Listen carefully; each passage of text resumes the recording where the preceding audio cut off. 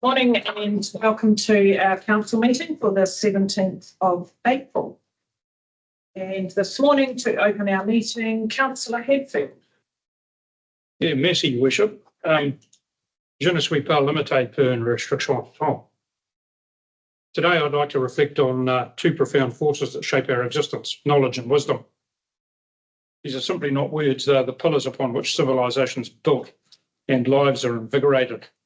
Knowledge is the understanding, awareness or familiarity gained through life experience, education, study, research, reflection, observation and communication.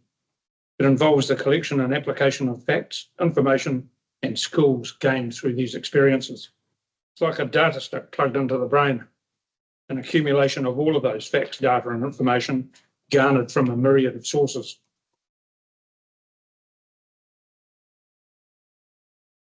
It empowers us to explore and to understand, to uncover the mysteries of life and to innovate in ways that sometimes defy logic. It's the lens with which we examine the world and the eyeglass through which we peer into life and what's happening around us. But knowledge alone is not enough. It's the base camp, not the summit. Wisdom is the art of applying knowledge judiciously. It's the ability to navigate the plethora of information with discernment, purpose, integrity and honesty, and by doing so guiding our decisions and actions for the greater community good. Wisdom teaches us that knowing the path is not the same as walking the path. It provides us the direction of travel that helps us and guides us through life's complexities. The world around us brims with knowledge, more accessible than ever, clearly evident since Encyclopedia Britannica, for those of you that remember that, has been cast asunder by the myriad of information available in an online environment, where regretfully far too often gutless keyboard warriors show how they are dispossessed of either knowledge, wisdom, or basic decency, and demonstrate not only cowardice, but also a startling paucity of argument and a profound lack of character. And the recent abuse of Mea Tania Tapsell and Rotorua I cite as a prime example. We should not confuse the mere possession of information with the deeper understanding that wisdom provides. Wisdom requires us to listen, to reflect and to empathise. It calls for humility, acknowledging that there is always more to learn and that our perspective is but one among many. Consider the great thinkers of history, the philosophers, the scientists, the leaders, and the entrepreneurial ordinary folk whose wisdom changed the course of humanity. Their brilliance lay not just in their knowledge, but in their ability to apply it for the benefit of others. Albert Einstein, for example, once said, wisdom is not a product of schooling, but of the lifelong attempt to acquire it. In pondering the complexity of knowledge and wisdom, we should pursue both. We should seek knowledge not as an end, but as a means to awareness and understanding, and cultivate wisdom by engaging in thoughtful and respectful dialogue, by understanding the needs of others, and by striving to exist in an environment where compassion and reason flourish, and folk from all ethnicities, religions and identities can coexist equally and harmoniously with equal rights. To conclude in simple terms, knowledge is knowing that tomato is a fruit. Wisdom is knowing not to put it on a fruit salad. And just for your information, Your Worship, the first little ditty in my schoolboy French was, following your email, I am not constrained by time restriction. Thank you, Councillor. Thank you for those words of wisdom. We move on to item 2, apologies. So Councillor Quigley has approved leave of absence, but we also need, and I'm happy to move for Councillor Belsky as an apology. Do I have a seconder? Councillor Ford. Put the motion. All those in favour, please say aye. Aye. Against? Motion is carried. Thank you. Item 3 is confirmation of minutes. There is a recommendation. The minutes are on page 7. Do I have a mover and a seconder? Councillor Short. Councillor Ford this time. Right. I'd like to move that the minutes of the council meeting held on 3rd of April 2025 be adopted in a true and correct record. Thank you. And I have a seconder, please. Councillor Hadfield, thank you. Any discussion? None. Put motion. All those in favour, please say aye. Aye. Against? Motion is carried. Item 4, declaration of interest. Any of the topics on the agenda today that members may wish to declare? Done. Excellent. We have no public forum this morning, but it's my pleasure to welcome up Tumai person. Come on up to the table, and we're looking forward to hearing about your participation in the touch rugby as part of our representative fund. So good morning and welcome. So if you'd just like to share a little bit about your experience, and there may be a couple of questions afterwards.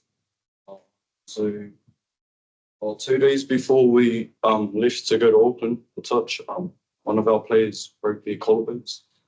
So we were meant to go over with 10 boys. So one boy and one girl stood out every game to give one of them a rest. But yeah, so we ended up going over with 9 boys, which was hard for us.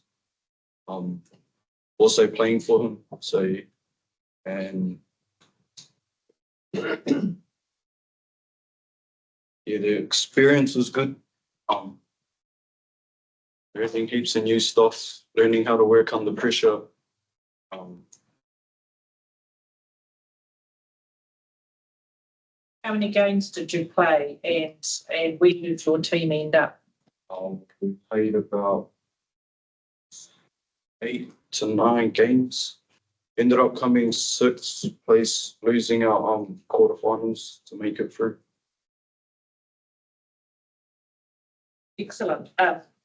And so tell us about your training as a team. How far away, how spread out were all the people in your team, and how did you get to train together? How often?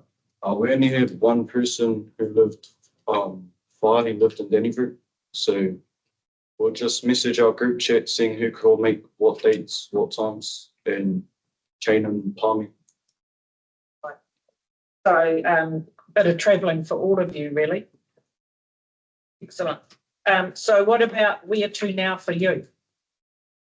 You're continuing on in the sport? Yeah, I'm playing under 18 mixed again this year for Manawatū. Excellent. Well done. Any questions from our team?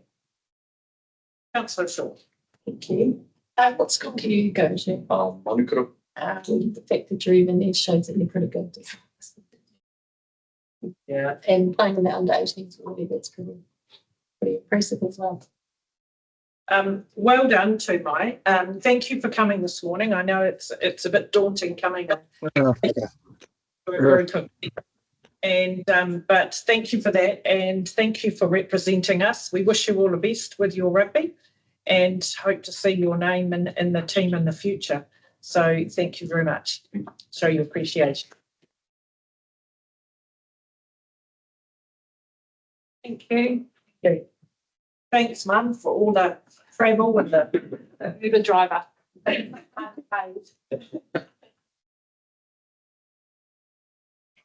Right, so carrying on with our presentations, welcome Councillor Bell. Councillor Bell's going to give us an update on Timarata presentation. Thank you for that. Thank you, Worship. Morena koutou. So for this presentation this morning, I'll approach in 2 ways. The first is because I'm the first Te Manawatū that sits on this council, the NDC, describe what the network is, what our purpose is, who we serve, and then the second part is what the people do. Very similar to how I approached them. So this photo here was from our GNZ Wellington. What normally happens with Te Manawatū is that we meet the day before our GNZ starts. We had 110 that attended, and it was the first time we also, as a committee, had asked Te Manawatū members to invite their CEs. So I just want to acknowledge we have Shane that's in the background to your right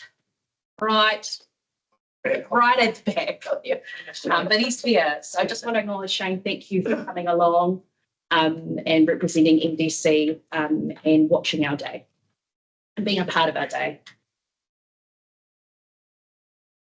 Is it working, So the whakapapa meaning history. What is the history of Te Manawatū? So Te Manawatū had a different name in 1995. It was called Ngā Mana Kōkiri, and it was a committee that was started by Derek Fox, so the very small amount of Māori elected members that were in local government.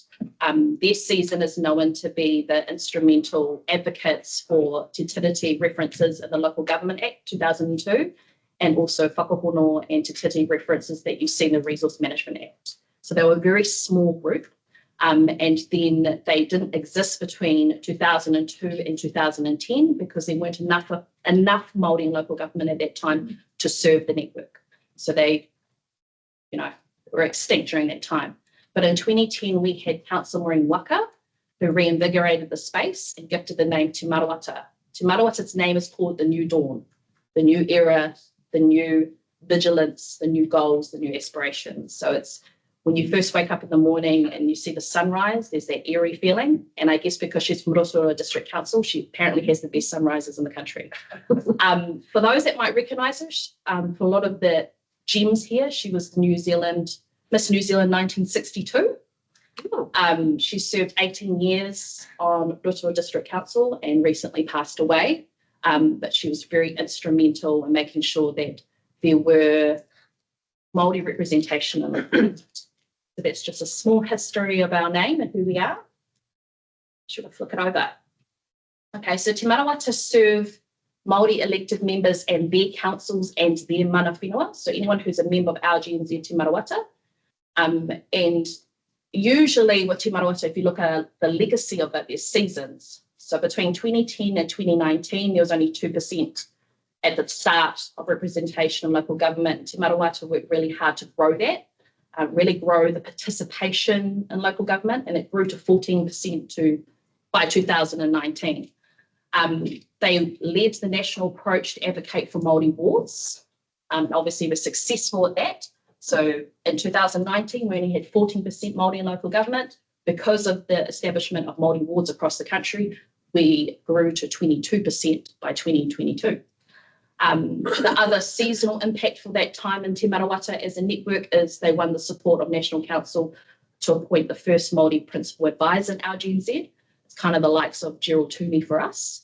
At the time, the committee and the network were struggling because RGNZ were using the committee, the voluntary capacity, to have input into the organisation at an operational level, at an unpaid expense. So it was our approach of Te Manawatū to ensure that National Council and RGNZ were responsible for their own cultural capability building. Hence why we now have Merana Tangio, who's from the Auckland Council. Her background is Three Waters. She served Three Waters in Auckland Council. She also sat at Te Taumata Arawai, water regulation. She's a historian. She's fantastic in cultural capability, te reo, and she's super well known. She's just amazing. So we're lucky to have her. Next one. Te Manawatū elections and committee. So at the start of each triennium, 2 months in, so by December, we will have a Te Manawatū election, which what it looks like is this is how it's made up. So you have one metro representative, a regional, a young elected member, which is myself, community board rep, Māori wards tāne, which means male, Māori wards wahine, which means female, and at large, we will have 3. We used to have an Auckland seat. They would sit there in their own autonomy, but because they had pulled out of RGNZ, that seat was lost, and instead we extended that large. The photo to your right, I'll put that up there because that's significant. That was the day of the elections. At that table, you have Māori elected members from Horizons, Ruapehu, Rangitike, Palmerston North, and Horowhenua. They had all met the night before to discuss who out of all of us they were going to put up. So the history of Te Manawatū is it's usually the same regions that are elected and win. Te Manawatū sector have never seen this area, particularly Horizons, to be Māori ward or Māori elected members material. So they met the night beforehand, strategized and thought, we'll go for the yem, and they'll chuck up Manawatū District Council and hope that we get there. So that was the strategy. I had found out in that moment in that photo. So I had arrived late and found out I was elected. And 2 minutes later, Nanaia Mahuta called me up for my 5-minute speech to convince 146 Māori why I should be in a group that I didn't even know the name of. Down below is our recent photo. There are obviously a few people missing because with Te Manawatū Committee, they're either on the phone, on the toilet, or eating. So this is just what we could gather. Every photo of our committee, there's someone missing. But in that photo is also taken place just recently when we had our first noho meaning meeting conference at Tūwhareto Taupo with 4 Māori elected members at the time. Awesome. Thanks, Ash. Okay. So what has Te Marota done in terms of our connection to Manawatū? So in 2023, before Te Kōtui Reo decided to re-engage with us as a council, before we had met in person in chambers, we had Te Manawatū come in to speak to Te Kōtui Reo at Only Māori and Marae, and that was to encourage them to re-engage and have a relationship. So I'm really grateful for Te Manawatū for doing that. There were a few aunties that were a little bit hesitant, a few marae that were unsure, and the workshop was based upon the Local Government Act and sort of what pieces of the Local Government Act are relevant for Māori, for mana whenua, iwi, and for Te Kōtui Reo. So it was their first workshop they've ever had on Local Government Act, and it was really awesome, breaking down in a really simple way what it means for Te Kōtui Reo. The second thing that Te Marota has done is we had a LTP consultation at Taumata Tirā. I want to acknowledge David for also attending that in person. They came in online before David arrived to give examples of when you see mana whenua engage the long-term plan process, what are the tangible outcomes that can happen? So they gave cases across the country of iwi and mana whenua who are well known to engage with their council. At that time, Te Kōtui Reo were unsure of whether or not they were going to participate, but as a result of that presentation, they understood that in order to understand council processes, they needed to learn, one, what the LTP was, and to come and introduce themselves autonomously, by which I mean that a lot of the time when you're in a collective group like Te Kōtui Reo, you think that everyone's the same. All of the 12 marae are very different. So it was the opportunity to show us as a council their different needs and challenges. So I'm really grateful for Te Marota for coming in and presenting on that space. That's one, Ash.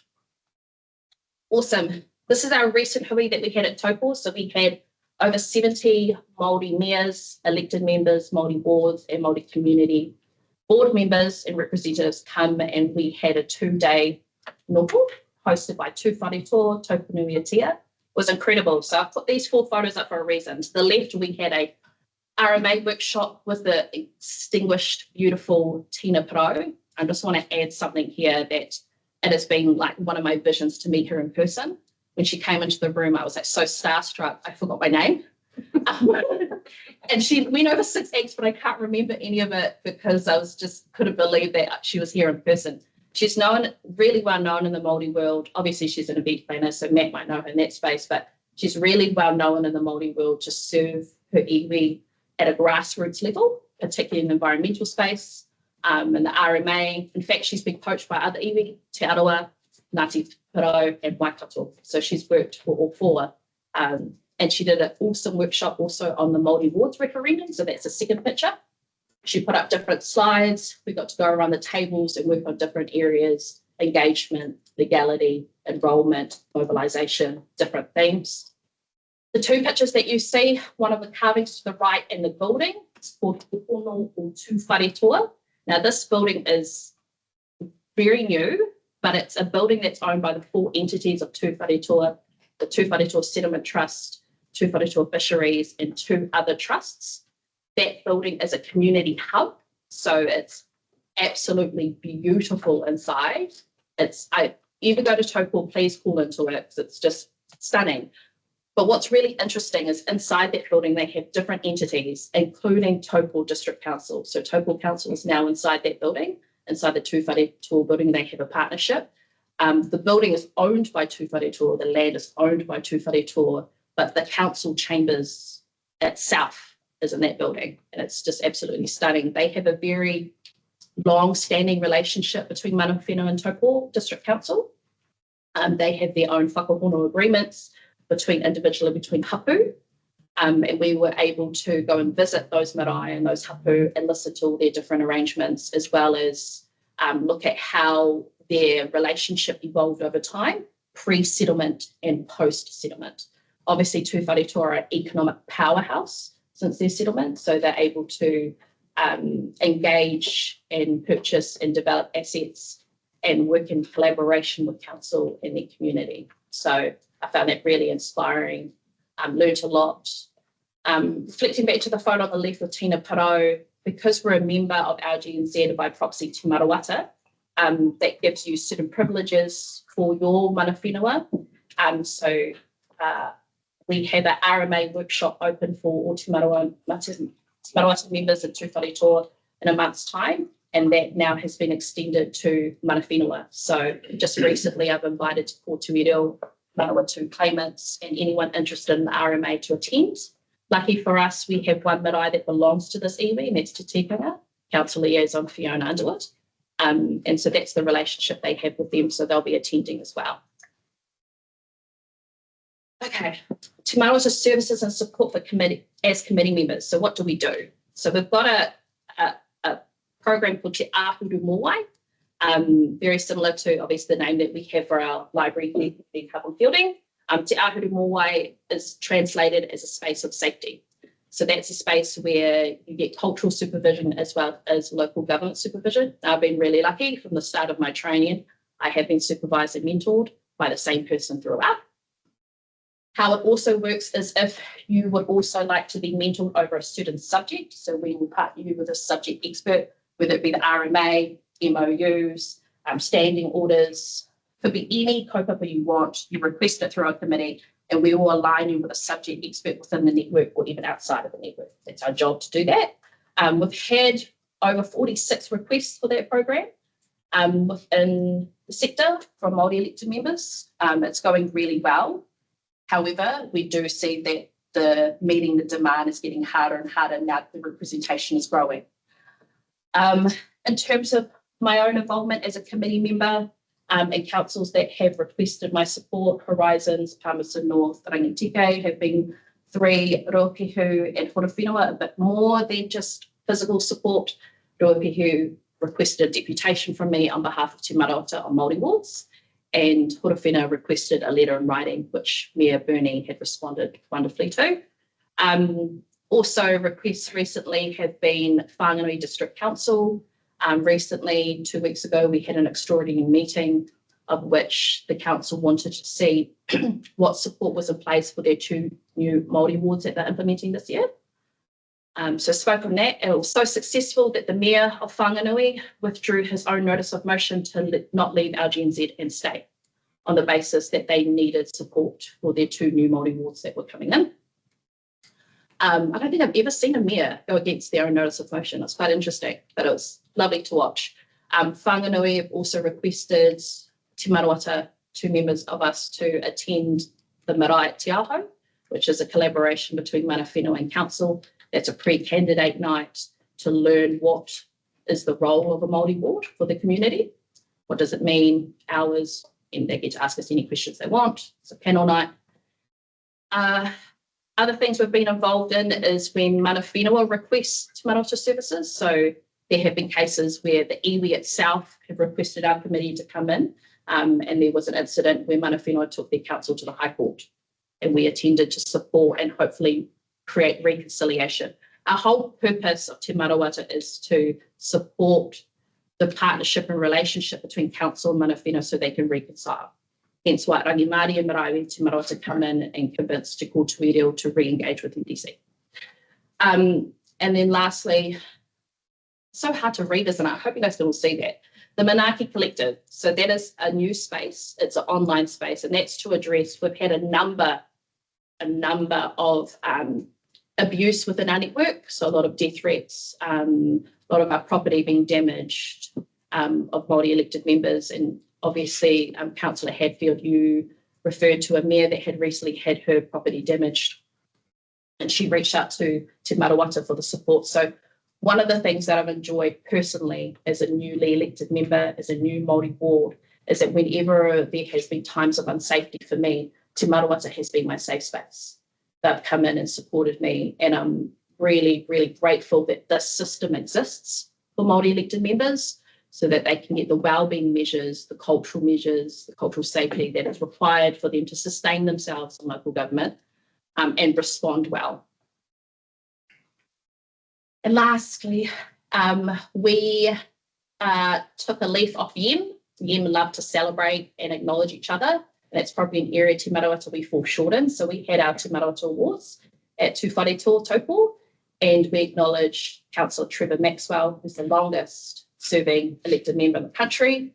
I think it's something like crazy, like 48 years at Rotorua District Council. One of the things that we admired about Councillor Trevor is even to this day, when you speak to him, how humble of a man he is, he still ensures that he has professional development at his age, even with his years of experience, because he always says to us, you can always learn something new, and I refuse to be complacent for my people. So that was really inspiring. That was just a quote of the night. And then Councillor Peter Moyahoo, who's also been involved in local government at like 3 different councils, which is incredible, for over 40 years. He's an iwi claimant of Taranaki and a negotiator. And he's very well known also at New Plymouth District Council to give deputations. In fact, what I didn't realise, I was 15 at the time, I got to witness his LTP deputation. So not knowing what it was at the time. So it's been wonderful to finally have these two start off what we call Te Manawatū Wall of Fame.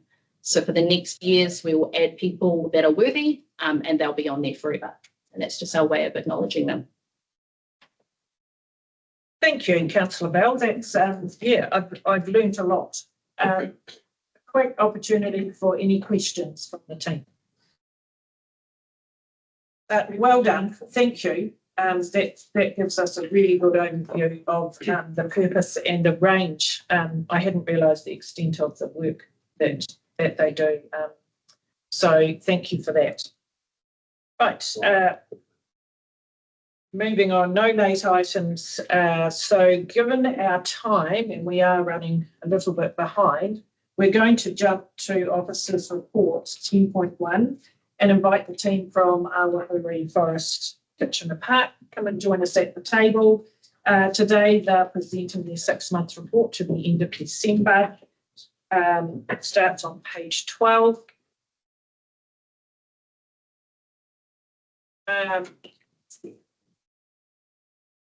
So welcome, Bessie. Thank you. Supported by Marie. So we have your report, we have read that, and so you're welcome to highlight anything from it, but Marie, I'll hand it to you first. Okay, Morena, Helen and councillors, there's just a few highlights that we've pulled out in 3.2, which mentions that the trusts have been focused on planting in the new wetland and the west side of the forest over the 6-month period of the reporting. And just that the 6-month report is the first reporting we've received against the new statement of intent. And so against the statement of intent targets, they're either all in progress or tracking well. But there is one risk just in the availability of future funding that's been highlighted. Although given this, the trust have mentioned that they're comfortable with their forecast, given the accumulated funds and working capital balance that they have. So I'll hand over to Bessie to elaborate more on that. Okay, I'm taking it as read, so I've moved on, I guess, to some of the activities that have gone on since the end of December. It's been a fairly sort of torrid time in a number of ways. We had 2 new trustees coming on board. Our first meeting that they'll attend is tonight. That's Tracy Alliston and Joe Morris. In our report, we had indicated that there were 2 decisions pending and highly likely, but had not actually been fully confirmed. One of them was around education. We have formally closed our education program for school children. There's 2 basic reasons for it. One was the funding that we didn't get through to council. That's not a complaint, it's just a statement of fact. And the second is we have been experiencing more and more issues around the education program and its delivery. As we have restored more and more areas of the forest, it's actually reduced the space and the areas that we can allow children to go into in safety without causing damage. And we've been experiencing quite a bit of that sort of conflict as we've worked through that huge restoration project over the last 3 to 4 years. We are continuing with education. It will take a little bit more passive form. For example, there's a whole lot more signage going in. We've got some programs that will start linking into our website, and we are still continuing with a number of our adult education events with the universities and, you know, some of the weed management projects in forests and all of that kind of stuff. So my apologies to everybody around that, but we have to look at what we can and can't manage and be realistic. The second one was in the report we talked about, we were in discussions with a gentleman called Cameron Reid, who's a river engineer from Horizons, around coming on board as a specialist around hydrology and stream management and things like this and flooding. This is a key issue around this forest because it is a wetland forest and it floods. Fact. We have ironed out a number of the issues around transparency and conflict of interest. He has now come on board.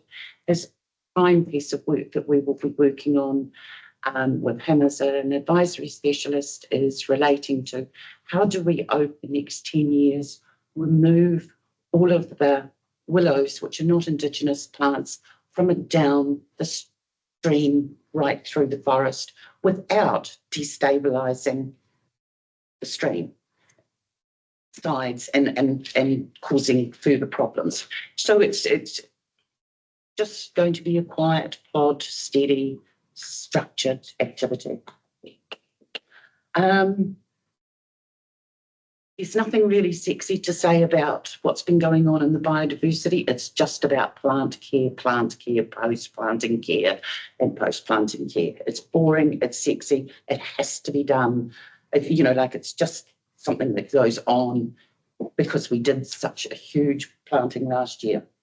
The health and safety requirements to install rails on the new West Side boardwalk is now completed. The last thing we actually have to do with that new West Side loop is to put in place a monitoring system as to when to close the gates, because that is a lower part of the forest. It will flood first. And if we've put gates in, that we can close that off to the public, the rest of the park can still be open, you know, so we don't have to close it for every single flooding event. That's just kind of where we're at. I would like to say we have received some amazing comments from people and public in general about that new boardwalk and the opportunity to see a wetland forest re-evolve. That's really nice. Work has been done on the Awahuri bridge by Lees Road. This has meant that some of our work plantings and developments last year have actually been basically bulldozed over, shingles being dropped on it, all sorts of things.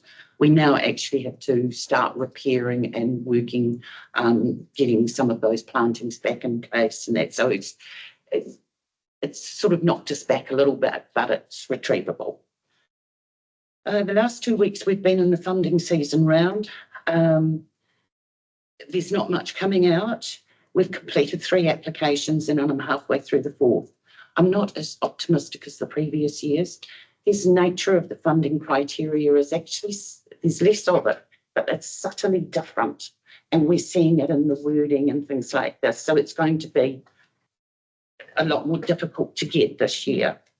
And I'm having to juggle what our projects are and become a more creative writer than usual to fit the box. I understand that. Our 6 monthly arborist review is actually great. We don't have to do any cutting of ancient trees to protect boardwalks and people and stuff. It's great. We've had a wave of vandalism, and I'd like to talk a little bit about this because we all experience vandalism. This is pretty determined. We had those heavy steel signs, then a layer of composite on them, and we have had, they've gone through them. You needed heavy tire iron and mallet. You know, this is concerning it's not just, you know, I've painted and spray painted and whatever. It's actually deliberate activities, and to go in to carry and implement to be able to do that from either the car park or down Rata Street. There's something going on in our community. We've also had the toilets broken, and I have a feeling that it's not just us. I think it's a broader community issue. Health and safety, 2 years ago, we did the big blitz around wasps that have come in, and last year we had 3 wasps nests. We've now had 6 this year, and there's quite a few at the moment that I've heard over in the road at Henson's.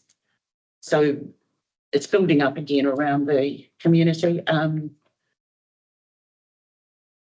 Jill informed you in our last report verbally in November last year that we had some issues at getting the infrastructure in of an all-weather track that was planned and pre-funded by the council in the Awahuri wetland.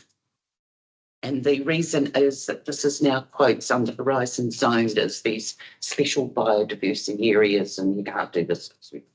The drama is still going on. We still have not been able to get our permits through.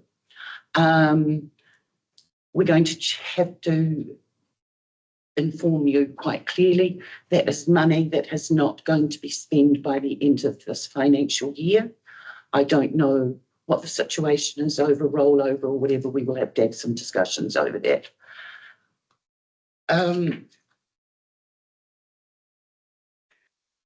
Where was I? This is actually quite an important issue, this zoning of biodiversity land.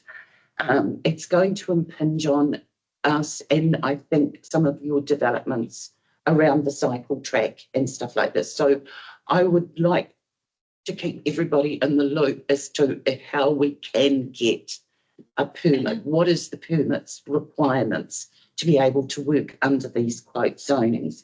And this is important because there's another area of the forest that has not actually had its final contouring, and that's the kind of semi-corner on Awahuri Road that frequently floods up onto the road. There's a lot of work to be done on that, and that comes from the drainage across the road and up, and we're seeing increasing water flowing through there as all the new housing developments up further are actually occurring.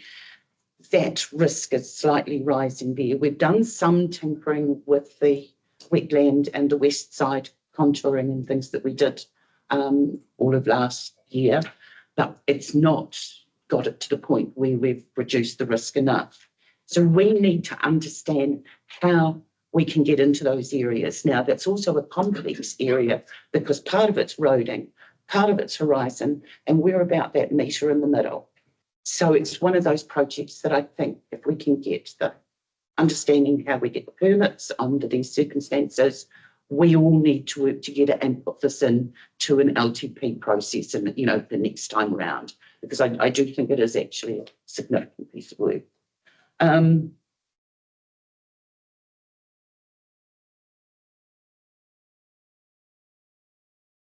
Done that bit. Madam Mayor, I'd like to say thank you. It's something that you said at the last meeting that we presented as actually set us thinking. And one of the things that came out of that was we look at biodiversity planning, forest care planning, whatever, and we are not actually managing it well across New Zealand. We see plantings, new plantings, and then we see 4 or 5 years later, you drive past, they're nothing but a weed infested. Yeah. The result of that is through discussions and chatting around our networks and everything else, we have a lady, Vicky Forgey, who's an ex-Massey University lecturer, specialist in ecological economics and research and biodiversity. She is going to start writing a paper for us. And this paper is around a 100-year biodiversity plan based on Awahuri Forest, Kitchener Park Trust. It is not a plan about management. It's not a plan about who owns it. It is about the evolution and the changes in cycles around biodiversity. And it will take us about a year. It's not going to be an easy project to put together. It is actually highly complex as things come and you're changing light structures as these plants grow. All of these kinds of things that are going into this thing. So that's one of the things that is we will be quietly working on. We will put into our budgets this financial year a small amount of money. She's doing it as a volunteer. Thank you very much. That's wonderful. But the other thing is there are going to be some expenses, things like purchasing proper, professional papers and books and travelling to interview specialists here and there and whatever. So hopefully that work will pop onto situation in about a year's time. The last thing I'd like to cover is Phragmites carca. I've left it to the end because it's not good news. This particular project is incredibly time consuming. It's a constant distraction from managing, restoring and evolving a forest. But some things are happening around it. In the last few months, I've been asked to submit a paper to Simon Upton, the biodiversity ombudsman, who thought this problem had been resolved as to who was looking after it. So we have done that. It is many hours of work. It was submitted to him on the 10th of March. I've now unembargoed it because I know he's now talking, and I have now forwarded it to some of the council officers to actually see what's been said.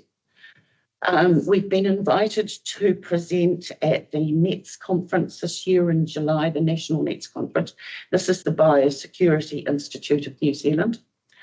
We have been invited to do not just a snapshot, but a full presentation and potentially visits to infected sites.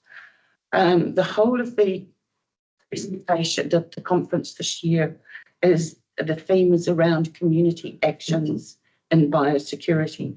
How do we do stuff? What are the issues and what we face in our researchers and all this sort of stuff? I have made a decision. I will bring my presentation to council officers before I go in because I think it could be highly political. I have to be very careful because we are a CCO. Had we not been a CCO, so I promise you I will temper it slightly. Yesterday we got the bad news that the DOC funding for 1.2 million on Phragmites has been turned down. I'd like to sort of divert a little bit here into why they turned us down. Okay. Needless to say, I think that this action I want to really highlight to the council. We have no funding for next year at this point. The chances of us getting stuff around Frag is getting slimmer and slimmer. Every year we're not working on this, we lose 2 years because it comes back that fast. The forest projects are all at risk. The new ones, the old ones, the established ones. And I think the council needs to understand that. And I'm going to be working with them over the next week or so to try and look at what rabbits we could find in a hat, let alone pull them out. Thanks, Bessie. Thank you. Yeah, just a big thank you. We can hear the passion and the work that you're doing, not just raising the profile for our park, but getting the recognition nationally. And well done, congratulations on the report that you sent to the Minister, because if we can get it into their heads there that this problem isn't going away, it's actually getting worse, and it needs to be addressed. And hopefully MPI will get in behind you and support that. So I just want to thank you for that, and the fact that you've got this biodiversity plan being written now. focusing on the park just shows the respect and the significance that the park is held in nationally. So I just want to thank you for that. My question is around one of the issues we've identified here is minimising future flooding impacts to the park through appropriate design and planting. And given that this is a natural wetland, a natural forest, do you think we have got or are getting the balance between those two right? From the 3 small floods that we had over the new plantings last year, we've got, I would say, most of it right. There were a few plant types in the wrong place. Minimal, we actually, because they'd only been in there a month or so, we uprooted them and juggled stuff around at the time. Short term, I think we are pretty on target at this stage. But as the soil structures maybe start retaining more moisture, because there is more flooding coming back in through the opening of the old channels and things, I can't guarantee in 3-4 years' time. Sure. But from the picture today, we've reassessed it, and I think we're pretty much on track, which is quite good. Excellent, thank you. Time for one last question from your team. Councillor Ford. Yeah, thanks very much, Bessie. And maybe through Lynn, would be keen to find out about the reasons you turned down the lock funding. I probably haven't got time for that now, as I understand it, but yeah, if we can ask Lynn, if you could I'll share that with us. I'll catch that. Yeah. Thank you, Bessie. Okay. Thank you. Thank you. So we do, and also congratulations on the recent 10-year celebration. It was privileged to share that with you and the team.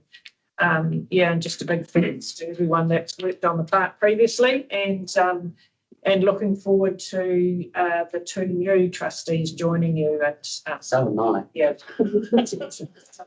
Thank you. There is a recommendation on page 12. And I have a mover and a seconder. Councillor Ford. I move that the council receive the Awahuri Forest Kitchener Park Trust 6-month report for the period ending 31 December 2024. Thank you. Seconded by Councillor Short. I'll put the motion. All those in favour, please say aye. Aye. Aye. Against? The motion is carried. Thank you so much. Right, we are now moving to item 10.2. This is the CEDA 6-month report to the end of December and the draft statement of intent, and on page 30.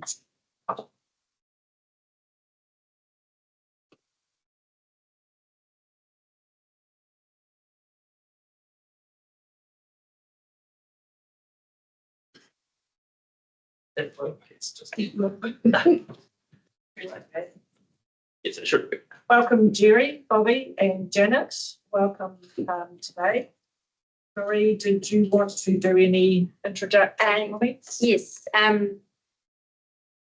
Just that because we're joint shareholder with Palmerston North City Council, they have had their meeting and received the draft statement of intent. And just wanted to let you know of one thing, that they've asked CEDA to report on carbon emissions to the statement of intent. And when we've reviewed the statement of intent, there's just a small comment which is noted from page 35 in the table where the comments are, that we've just included a suggestion that the list of stakeholders on page 19 is extended to reflect the list provided in the statement of expectation. So that means to include the Defence Force, Horizons, Federated Farmers. They are mentioned throughout the document, but just for completeness, that list is there as well. Great, thank you. And I'll hand over. Thanks. Right, I'll hand it over to Bobby. Good morning. Tēnā koutou katoa, and thank you, Mayor Helen and elected members, for the opportunity for CEDA to present our half-yearly report for the 24-25 year and our draft 25-26 statement of intent.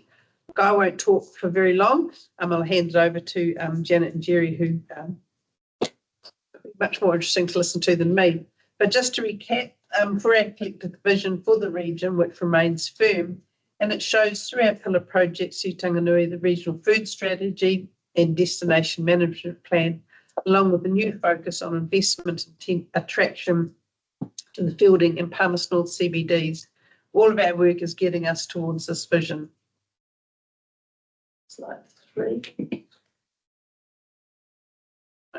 CEDA's core areas of focus continue to align with the economic pillars of business, people, and place, understood by our strategic partnerships and relationships.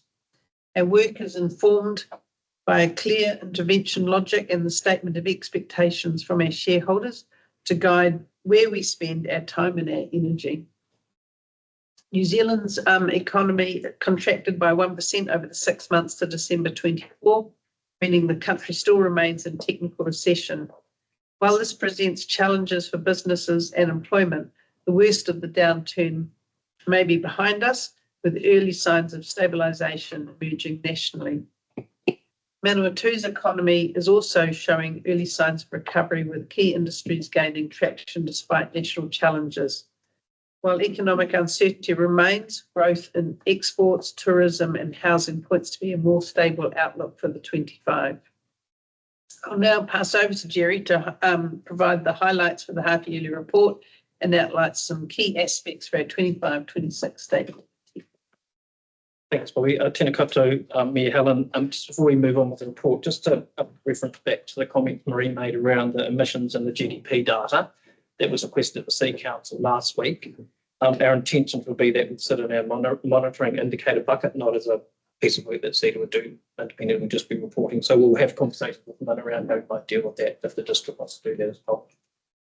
We just to respond to that, we had indicated to Palmerston North City Council that at this stage that's not something that our council had indicated that we would be interested in. So thanks. Look, I'm just keen to make sure that we just leave enough time at the end for questions. So we'll just go through and let you know what we've been up to. So again, you note that we this year have a half-yearly report that's not fully designed. We're very, very mindful of where we spend the puti that we get from our councils, and so we'll have a fully designed one for the end-of-year report.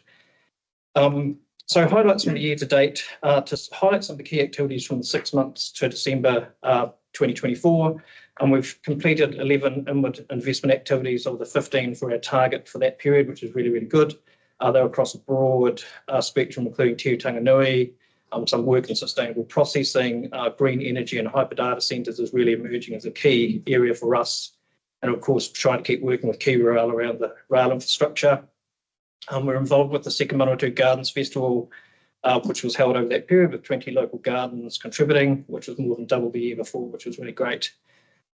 Just over 380 businesses have been supported through engagements, which includes small businesses. 156 or so have been involved with the Regional Business Partnership Program, with a net promoter score of plus 100, which is great because the top plus 100. And just in a matter of interest, we had Minister Pink in the city on Monday or Tuesday, and we talked about RBP with him, and I think it's fair to say that CEDA's best in show in that work, so well done to Greg and his team.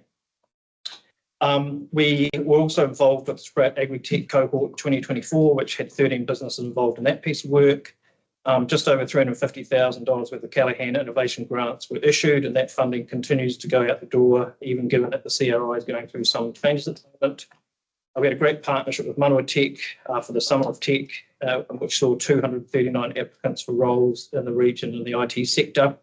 We've been involved with supporting UCOL's Career Expo, the Young Enterprise Scheme work, and the Youth Employment and Entrepreneurship work as well. We've had 21 media features go out as well, with a reach of well over 9 million viewers and readers. And we delivered 2 marketing campaigns in the first half of the year, Colour Your Winter and the Manawatū Gardens Festival. Also just over 140,000 hits on the website, the Manawatū NZ website. In terms of our financial performance 6 months to date, we're currently just tracking around $97,000 surplus with savings across the board. But we are also got some commitments and some large invoices that typically come out in the second half, and particularly the fourth quarter of the year.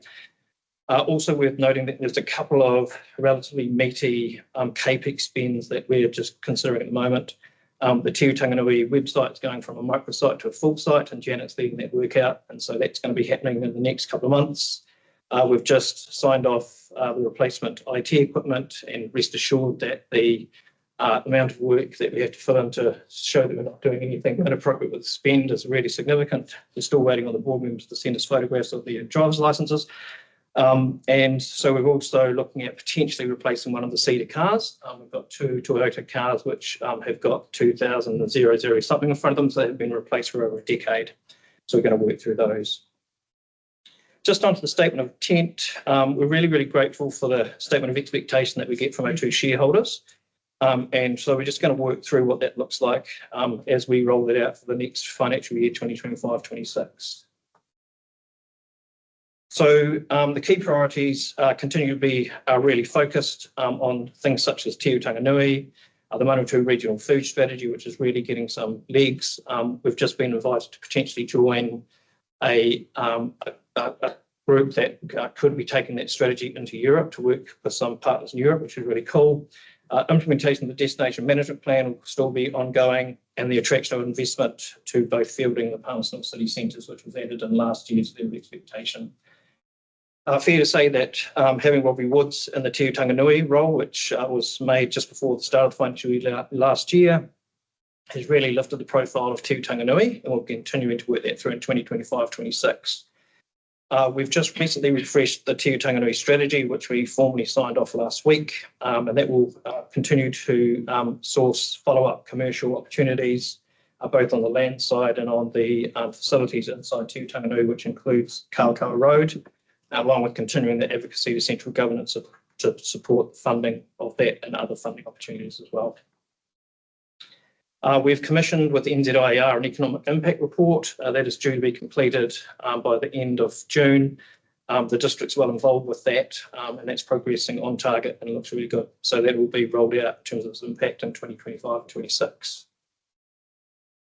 Just to summarise the key areas of work, our regional tourism function's really going well. The sector development and business support services are also very key for us.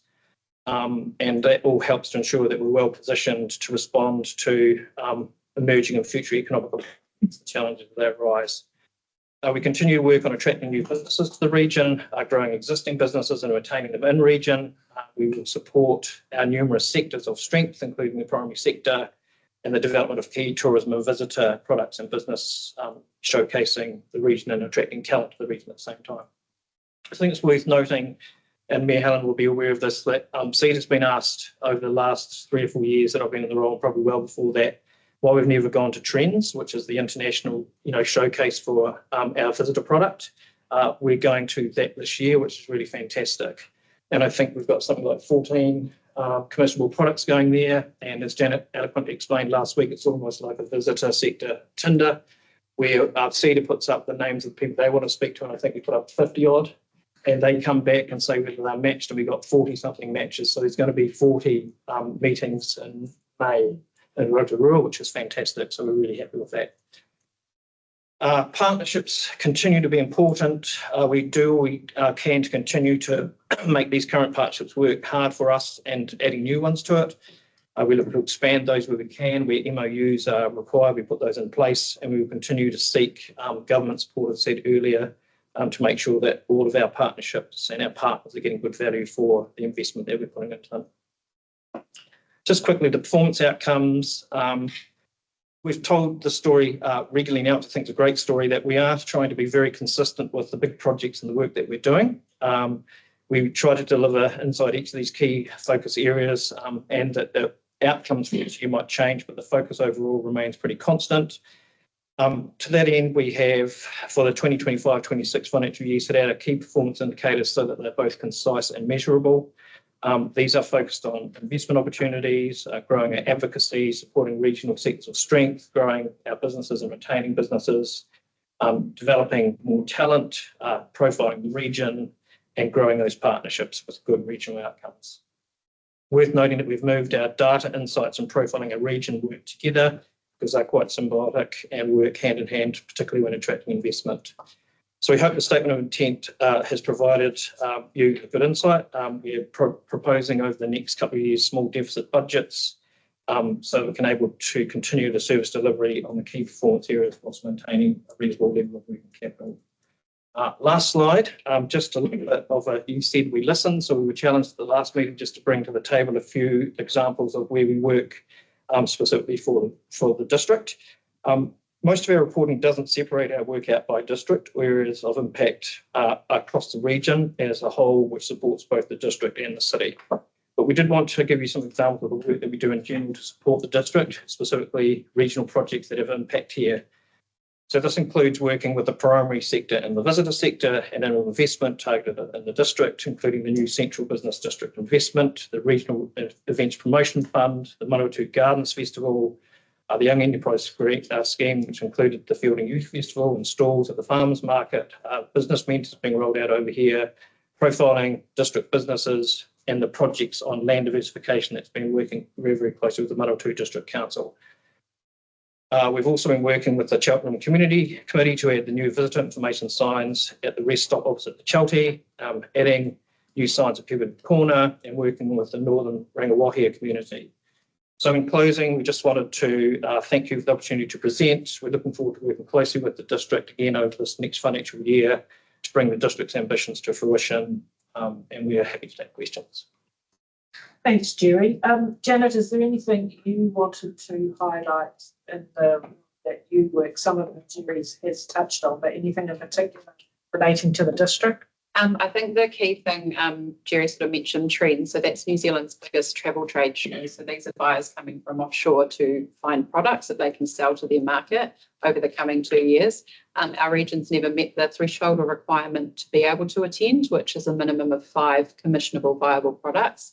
So again, the focus through the destination management plan that CEDA's taken around working with key visitor businesses to really upskill and get their capability lifted is really paying off. So those 14 products, majority are in the district. We've got some brand new products with Romney Lane, Grasmere Estate. You've got the Heritage Houses and Sanson. So really, we're really leading from the front from the district's amazing opportunities. And then I guess from a broader point of view, in terms of our regional profile, Mahi, there's been some amazing stories and content pieces we've been able to use to help tell the story of the region. And some of the key businesses we've worked with recently is Three Oaks Organics, as well as Gnarly Construction, and recently with the Bradburys with their Newberry Farm development in Colleton. So I think, yeah, there's been a lot of mahi happen in the first half of the year, but I'm more excited, I think, about the full annual report because there's some good things in the works that are coming to fruition now that we'll be sharing. Awesome, thank you. And the only other question I had was you launched the land diversification program on the computer. So can you give us an update about usage? Have you been able to track where that has actually turned into a positive for someone using that to consider doing something different? I can, but I'll just take a little bit of license to say this is really recently, so not inside the period. Okay. This is really exciting though. So we got a lead in with App and Peers around, they've just put a piece out through MPI around how they're looking to double their apple production in the next wee while because they've got markets that need apples. We reached out to the CEO of App and Peers and said, would you love to have a conversation with us? And she said, we'd love to, but you can't grow apples in Manawatū. So we took a snapshot of the map and it showed that the land that can grow apples in this region is significant. So we've been able to go back to them and they've re-engaged and go, well, that's interesting. We'd love to discuss that a bit more. What we've become really aware of, and I know technically speaking, Hugh Dalrymple's farms across the border, but I think a little bit leaches into the Manawatū. We had a great conversation with him and Sarah around what drives everything is markets. And so we're working really, really hard to find markets. And so when we can find anywhere we scan the environment and see there's a primary space and they're looking to grow kiwi fruit, apples, we've got one going on at the moment around wheat, we can show from that map how well that will grow in this region and challenge the view. Great, there, that's what I was looking for. Excellent. Right, let's open it up. Questions, comments, Councillor Campbell. Yeah, Jerry, I know you are responsible for distributing Callaghan funding, 350,000 last year, which is quite valuable. just wondering, with Callaghan being disestablished, is that money likely to disappear, or is it going to be reallocated via MB or somewhere else? Yeah, that's exactly right. Yep. So it's going to continue on. The messaging and is very, very clear from the Callaghan transfer into either MB or sitting inside one of the new CRIs that are coming out and washing together with the other ones, is that funding for the short term is not going to disappear. Peter Ellingham, who's involved with doing that for us, has been given the clear instructions, just box on, just keep moving forward. We've actually just submitted to the second round of that process, which we submitted last week. And then the third one will be the university review. Excellent. Councillor Shaw. Thank you. I just wanted to comment on the Manawatū Gardens Festival and say congratulations to Janet and your team. While it might seem a small project, I was involved through Heritage Park at Kimbolton and can certainly attest to the groups of people that were coming through, and they were looking at most of the gardens. They were stopping at the Abbey Tavern, they were stopping at the Kimbolton Cafe, etc. And at the end of the week, when the Cross Hills Fair was on, we had nationally well-known garden writer Linda Hanlon came, and she was very impressed. And then as a result of her being very impressed, the New Zealand Gardener has been back and has written a number of articles about some of the gardens in the district. Didn't think they're published yet, but just saying it actually went right to national. So thank you.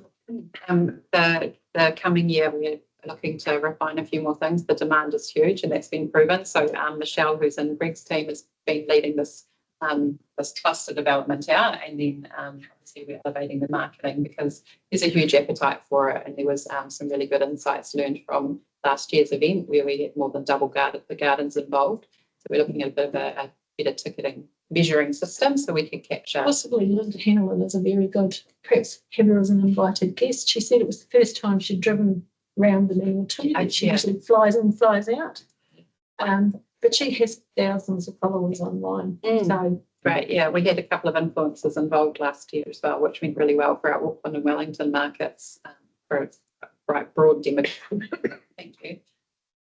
Excellent. Thank you. Anything further? Thank you for your report and for the, I think having the summary like that and the piece there that particularly pulls out for Manawatū district is really good.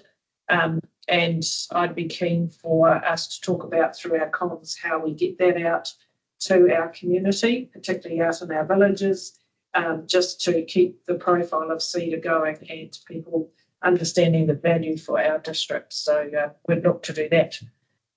So if we go back to page 32, there are 3 recommendations there. Can I have a mover and a seconder, please? Councillor Ford. I move that Council 1 receive the Central Economic Development Agency 6-month report 1 July 2024 to 31 December 2024. Reference attachment 1 and 2 receive the CEDA draft statement of intent 2025 to 2026. Reference attachment 2 and 3 approve the comments and any further comments outlined in table 1 of the Central Economic Development Agency draft statement of intent 2025 to 26 for CEDA to consider in the final statement of intent. Thank you. Do I have a seconder, please? Councillor Bell. Thank you. Any further discussion? Put the motions. All those in favour, please say aye. Aye. Against? Motions are carried. Thank you again for the great work that you're doing, and look forward to hearing about some of the exciting results in the end of year report. Thank you. Thank you. Right, we move to 10.3. We're on page 110. This is looking to the hearing of submissions for the Freedom Camping bylaw.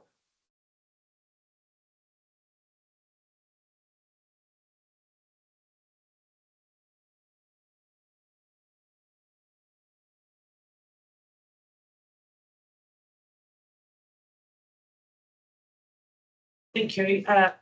Morning, Lisa and Francis. I'll hand it over to you and then we'll go to the recommendation. Morning, Your Worship, councillors and guests. So council consulted on the draft Freedom Camping bylaw from the 27th of February to the 28th of March. We received a total of 17 submissions, And of those 17, 4 requested to speak. One submitter was unfortunately unable to attend today, so I have had a phone conversation with her, and her further feedback is attached to my report as Annex B. So you'll be hearing from 3 submitters today who have taken this opportunity to present their views to you in person. So the only other thing I really wanted to touch on was the dates. So in my report, I noted that we were going to do the deliberations on all submissions received on the 1st of May, looking to make final decisions on the 15th of May. I'm proposing to shift those dates to allow us more time to really analyse the submissions and do some further work on some of their requests. So I'm looking to now shift those dates to the 5th of June for deliberations and adoption on the 19th of June. So yeah, that will just allow us that extra time. In the earlier report, we had noted that the transition period was kind of the limiting factor that we needed to adopt before that, but that transition period has been extended. So the key date now is our statutory review deadline, which is the 2nd of July. So as long as we adopt or finish the review by the 2nd of July, we are still within our statutory timeframes for the review. So I just wanted to bring that to your attention. So now I'd just like to hand back to you, Mayor Helen, and welcome the submitters. Thank you. So before we hear from our submitters, we have a recommendation that we need to consider on page 109. Bottom there. Can I have a mover and a seconder for that, please? Councillor Blackwell. I move that council receive the report on the hearing of submissions, freedom camping bylaw, and hear from the submitters who have indicated they wish to be heard. Thank you. Do I have a seconder for that, please? Councillor Short. Put the motion. All those in favour, please say aye. Aye. Against? It's carried. Thank you. Right, let's move to hear from our submitters. First up, Karen Summers. Welcome to the table. And Karen's written submission starts on page 118 of our agenda. Welcome. So we have your written submission, which we have read. Take that as read. And you're very welcome to highlight anything in there that you particularly want to raise, and then there may be some questions. You're welcome to be seated. Thank you for the opportunity to be here. My submission was probably quite irate. I speak as someone who is what others would call homeless, but I don't consider myself homeless. I don't like the word. My home is in heaven. One day I will get it. I've done house touring for 6.5 years. I was Palmerston North based, so I know the Manawatū campgrounds very well. But my main concern is about the homeless. I mean, the freedom camping legislation and the New Zealand Motor Caravan Association, which most of my irate manner is actually directed towards, not the council, so don't take it as council. The freedom camping legislation eliminates the homeless from the right to freedom camp. The law does not apply to them, and yet the homeless are getting the blame for everything that goes wrong in campgrounds. So I'm wondering, there was nothing in this bylaw about how the council is going to manage the homeless. I have, just talking about Rangitikei District Council, I have been personally trespassed from a campground that allowed a non-self-contained and self-contained, trespassed from that area for being homeless. That was drawn out for 2 years through the courts, and the judge eventually told police you cannot trespass someone just because they're homeless. So what's the council going to do to stop the people who are supposedly the only ones who cause all these problems in campgrounds? And the minority homeless, just as around any class of camper, are the sort of people that no one wants around them. Not even the majority homeless want them to be in their vicinity. And those are the very people that the legislation is trying to get out of the campgrounds for everyone else's sake. And yet they will know they're right that the freedom camping law does not apply to them. So you're going to have a lot of problems getting them out, the ones who deserve to be got out. But I don't think the majority homeless deserve to be tarred with the brush of those minority. And yet the council bylaw says nothing on how you're going to do that. That was my main concern. Overall, I think the bylaw is quite good. I think I know what other councils are doing. Some are being very nasty against the homeless and just on camping altogether and giving the New Zealand Motor Caravanning Association everything they want. I find this one's quite just. It's quite good. But just what are you going to do with the homeless? The ones who are being looked at as the ones causing all the problems. When those ones who are causing all the problems know full well their rights and know the laws doesn't apply to them. And you can't just get police in there saying you trespass because that's not lawful. Thank you, Karen. Thank you for raising that. And it is a conversation that we're having with our MP right at this moment about how the legislation and bylaws, how they should be working together. So thank you for taking the time to write your submission and attend today. Is there any questions from our team? Councillor Bell. Thank you, Bishop. Karen. First, I want to acknowledge the passion in your submission throughout from the start to the end. It was a very passionate submission. My question kind of connects to your passion. What role do you believe as councils to support the homeless, and how do we strike the balance in our bylaw? So your passion around us ensuring that there is rights that's still maintained for our homeless, what role do you think council need to do in order to support that and also strike the balance in our bylaw? I think council are put in a very hard situation with the legislation excluding the homeless, because there are some homeless that everyone wants excluded. I mean, not to be using these campgrounds, but where's the alternative for them to go? And I think the councils, they can either jump onto this side or that side. They can be extremely hateful and have this class of people is totally segregated. We don't want them around like they do in Bulls. Or you can be reasonable and respectful towards them, but they somehow or other have got to think of a way where they have the same boundaries and consequences as everybody else. And that's difficult because the Freedom Camping Act excludes them from the earth. I don't know. Thank you. Councillor Shaw. Thank you, Karen. And thank you very much for representing a part of the community that doesn't often get a voice around this table today. Thank you for doing that. I just wondered, in the time that you have been living houseless, as you say, not that you're homeless, would you say that it's increasing? And also, some of the people that are houseless, like they choose that lifestyle. Everyone makes the assumption that they can't get a home or have not been offered a home, etc. But for a lot of people, they actually like the more nomadic lifestyle. You know, I think back right to even when I was a child and there'll be others in the room, we used to have, Not the old fellas that used to walk around. Swaggers, that's right. You know, and it was, everyone looked forward to the local Russian Jackers when we had our way. Oh, we'll get him to do a few jobs when he comes, etc. It was, they were treated with respect and they were, provided meals, etc.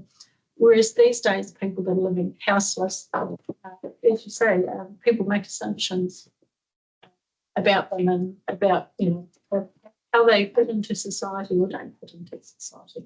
Just wonder what your observations were. The majority of homeless I talk to can't afford to be in a house. They're quite decent, reasonable people, just like anyone else. Quite a lot of them actually work. And they, in campgrounds, and they work from the campground, going to and from work from the campground. They're normally in the paid campgrounds though. So the cost of housing is a huge factor. That's massive, yep. It's more than I can afford, which is why I'm houseless touring. Thank you. Thanks, Karen. Again, it's great to hear from you. Final question, Councillor Ford. Yeah, thanks, Karen. My question's reasonably similar to Councillors Bell and Short, but it was to ask, what is your solution? And I'm wondering, you seem to focus on the fact that there's perhaps two categories, if you like, of people that would perhaps be called houseless, homeless, whatever. And there's people you're very happy to have and people not so happy to have. Do you think that the only solution is for the ability to use discretion? So rather than have a rule that applies to everybody, that it's left up to perhaps council officers who deal with that situation to apply discretion, common sense. And if they're a good person doing no harm, there's no problem, carry on.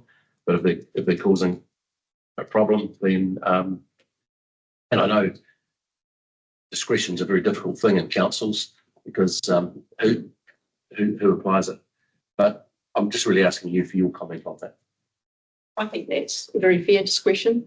I've stayed in campgrounds quite regularly where they have used discretion for me, but I'm never in campgrounds for too long. I don't overstay what the council would recommend, like it's the 5 nights for this bill bylaw. But a homeless person would want to stay that long. So they may not necessarily be following the bylaw things, and other people are going to see, well, why is that person there for so long? And you can use discretion because that person's a good camper. They don't cause bother to anyone. They're not littering or fouling the environment or anything, but they can just try and push further. Thank you. I think discretion's great. Yeah, thank you for your comments. So they will all be taken on board when we go through our deliberations before we have a look at what the final version might look like. Thank you for coming today and thank you for your interest. Thanks very much for hearing me out. I'm glad I arrived so early and I have a better understanding of what you'll do. That's all right. It's a big job. You're welcome to stay if you wish. Thank you. Right, Ash, do we have Jane? I'm not certain, sorry. No, James is not joining us. That was the New Zealand Motor Caravan Association. We do have their submission here. So the final submitter to speak today is Gary Stoney. Welcome from the New Zealand Lifestyle Camping Limited. Thank you for joining us and thank you for your submission. Okay. Thank you, Madam Mayor. Thank you to the councillors for the opportunity to actually speak to you today. I know everybody's gone really, really digital, but I do also have one additional note. And for anybody who wants it, I have got some extra additional hard copies of my submission here as well. But the additional note is just a little bit of background information you may be interested in looking at, which is separate to my submission. So that is actually here and that can actually be distributed if someone would like to distribute it. Thank you very much. I will take a seat. Right. Quite a while since I've actually been in here and there's a couple of faces I recognise, but obviously quite a few new faces, so it's actually really good. Right, I'm going to read from a few notes and bits and pieces. This is an area I'm actually very, very passionate about, and I could actually talk for half an hour to an hour on this subject. So limiting it to 10 minutes is a bit of an issue. I'm very, very passionate about this region. And as you will have read from the introduction to my submission, I am actually actively involved in the New Zealand tourism industry through supporting New Zealand campers, supporting rental companies, and that sort of thing. I work with MBIE and I work with the Plumbers and Gas Fitters Board on the new legislation.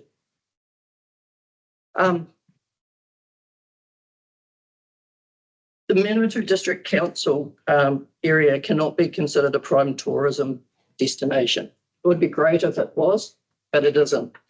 It is more than often bypassed. The majority of tourists who travel into New Zealand who hire rental vehicles and so on, they arrive into Christchurch or they arrive into Auckland. They basically make, from Auckland, they generally make a trip down to Mount Ruapehu. They generally go from Mount Ruapehu down to Wellington. They catch the ferry and they hit the South Island. people arriving in Christchurch or Queenstown do the opposite. They come up. Again, Manawatū is slightly bypassed. Our key area to actually attract those people into our region is obviously up near Hunterville or either at Sanson. Sanson being a huge junction which is not marketed to the opportunity it could be. That's on the tourism side of it. So I work with companies like Juicy. I work with Tourism Holdings. I worked with, as I say, most of the rental companies in New Zealand. MBIE estimated that the number of rental camping vehicles for self-containment last year, when all of the new changes were coming through, they estimated it at 5,000. We estimated those rental vehicles at between 6,000 to 7,000. We were both wrong, and as at December, more than 10,000 self-contained rental vehicles had been certified. So that's a significant number. As we say, MBIE underestimated by 50% the number of rental vehicles. The actual number of New Zealand-owned camper vans and caravans is not known, but it may exceed 100,000. Old rental vehicles are sold to New Zealanders. Vehicles are home built. It is a growing industry. And if you travel on the roads and if you look at our ageing population, you will see more and more New Zealanders are actually getting caravans, motorhomes and travelling. Driving on the highway, sometimes almost every 10th vehicle is a motor caravan. The opportunity for tourism in our region is huge, but we're not a prime tourism destination. The district does not have a freedom camping issue. That's effectively documented through MDC's own records, and with not one infringement notice being issued in the last 10 months. I think I've actually got a longer period here. I think I say 20 months or something. I'll put it down there. When people come to our region, they're often coming here because there's something happening. There may be an event, sculpture festivals, rhododendron, talking about Cambolton area, obviously field days, other bits and pieces, Manfield. People come here because it's easy access to the hospital. Timona Park doesn't cope. Timona Park, we have a small area set aside for these people. And we say, hey, look, you're meant to park in this area. But anybody who goes down there at any time will actually know that there are actually vehicles that actually extend around the region, around outside that area. Now, they're not causing a problem. And the council enforcement team doesn't apply infringement notices, doesn't really chase these people up because there's not a problem. So if there's not a problem in our region, why have we effectively put a blanket ban on freedom camping on every residential street in our region, on every residential road? If people come and visit me at my age grouping, it's highly likely with my contacts that they will have a motorhome or a caravan or something.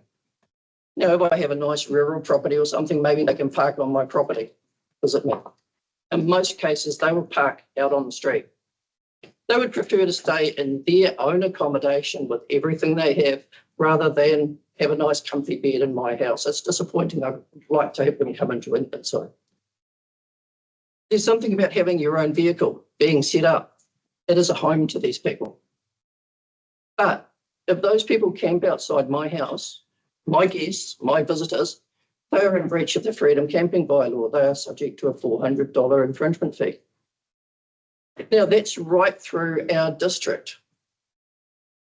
Now, there are no problems. There are no issues.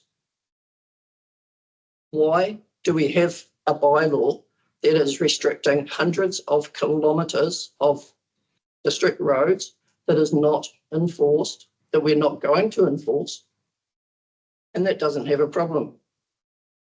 The little note I passed around, it talks about the proportionality test which is applied in law. And in setting up these bylaws, your team actually, and this goes back to 5 years ago or more, 6 years ago, your team went through and basically gave a point scoring system. But some of those points are not based on fact. in particular the one relating to residential roads, residential areas. So if it's not based on fact, why are those points allocated? Having perceiving that there is a problem, applying innuendo is totally different to actually applying fact.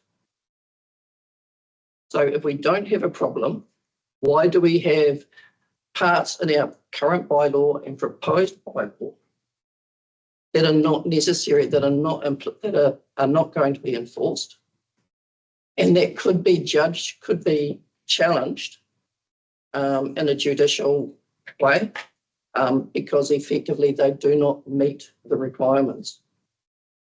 Okay, so that's why I've said that, hey, we don't have a problem. Why have we blocked out? We're not Coromandel District. We're not Kaikoura. Okay. Why have we blocked out every residential street?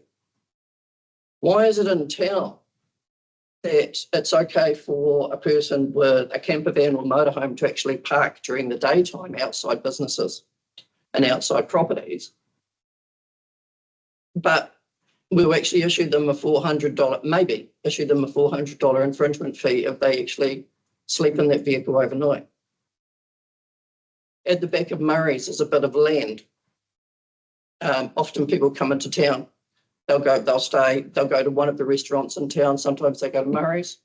They'll park up there, maybe their camper van or motorhome out the back of Murray's, have a drink, have a meal, nice and safe, go and sleep outside out the back in their vehicle overnight. They're actually subject to a $400 infringement fee under your bylaw. So is that the sort of message that we actually want? Do we want to allow for those people to come into our region, to actually visit family and friends, to actually attend events? Do we want to have sufficient facility for those people? Do we want to penalise them? Are we going to pay the money to have the enforcement officers to actually monitor all this area?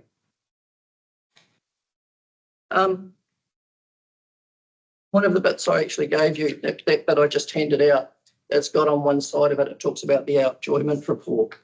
It is worth reading. There's also a YouTube video on it, particularly if you're a caravan, a motorhomer or so on. It was commissioned by in the UK, and it basically gave the findings that it's good, it's healthy to actually get out and about.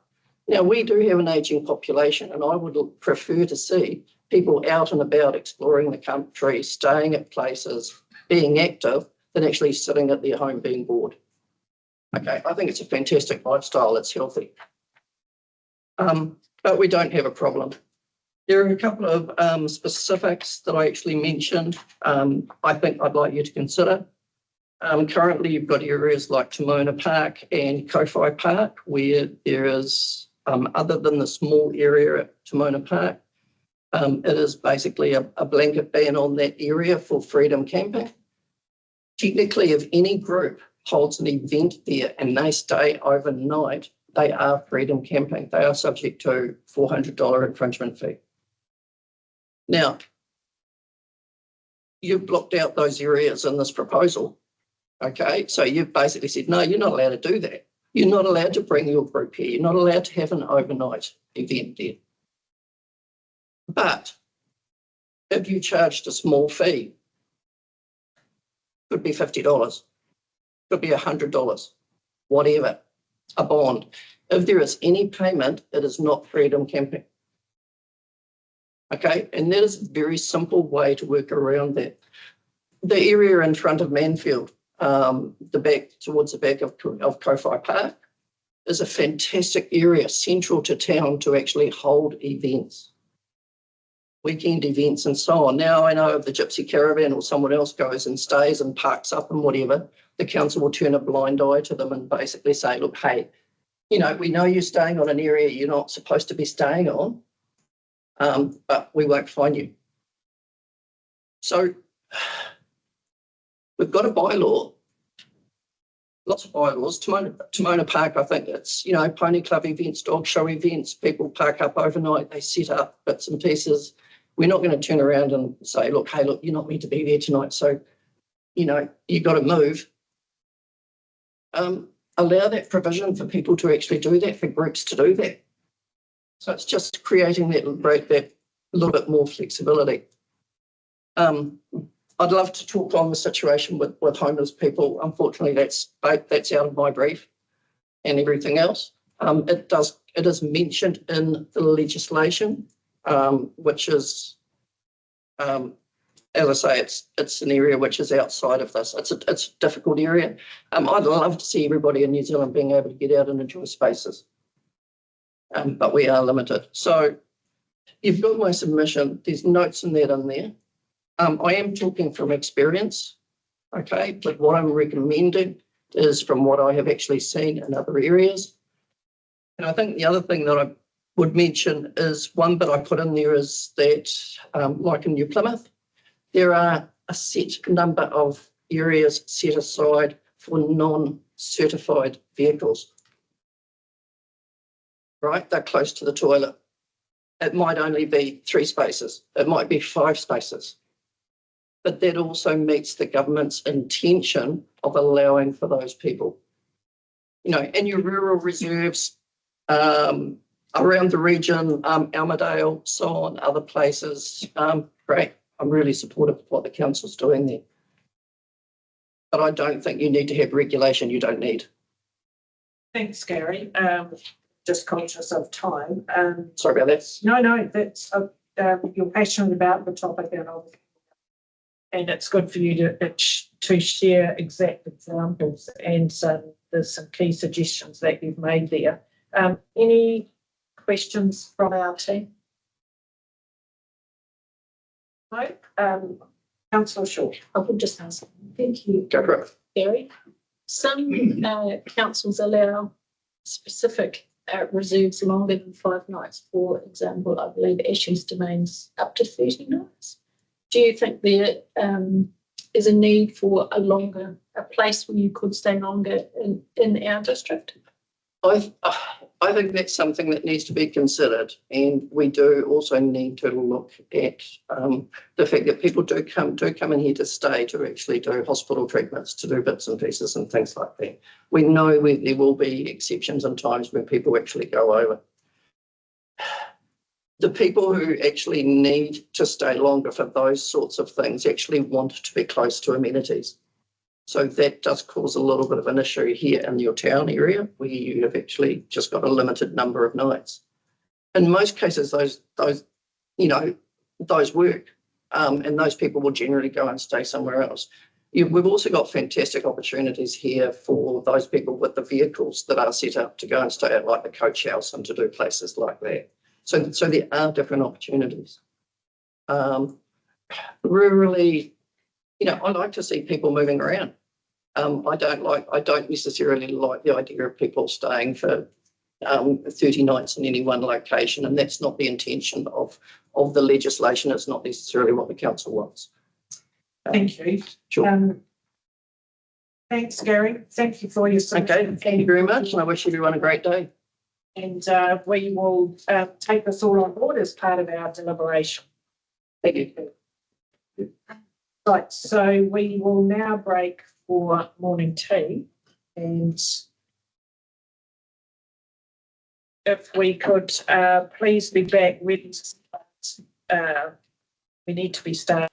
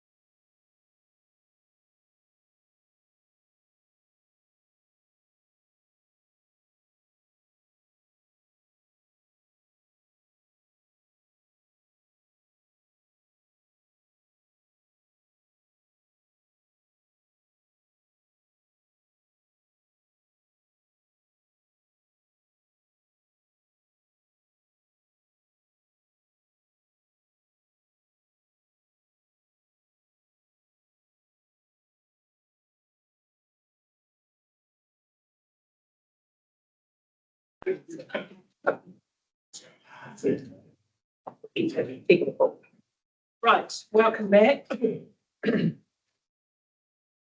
Our meeting, and we are on 10.4. This is the road stopping at Bailey Road, Ohakia, on page 152. And I'm going to hand you over to Lynn and the team. Thank you very much, Your Worship. So I am going to hand over to Ben and Chris. First, I just want to acknowledge Councillor Short, who alerted us to the fact that we needed to ensure that there was appropriate engagement with Wahi. And so Ben and Gerald both have reached out and made contact. So really appreciate that. And also I'm trying to get hold of Shannon Crook, who is the person responsible for property at Headsforce, to ask that unsettled iwi be considered. So either will go there. Thank you. So with that, I just want to say thank you very much, and I'll hand over to the team. Welcome, Ben. Thank you. So Thank you. essentially, the Air Force is wanting to expand their security perimeter around the airbase Ohakia. As part of that, they're purchasing land around the airbase, particularly to the south, and have stopped a couple of council roads already. So as part of that, they're wanting to stop a section of Bailey Road, which has been stopped.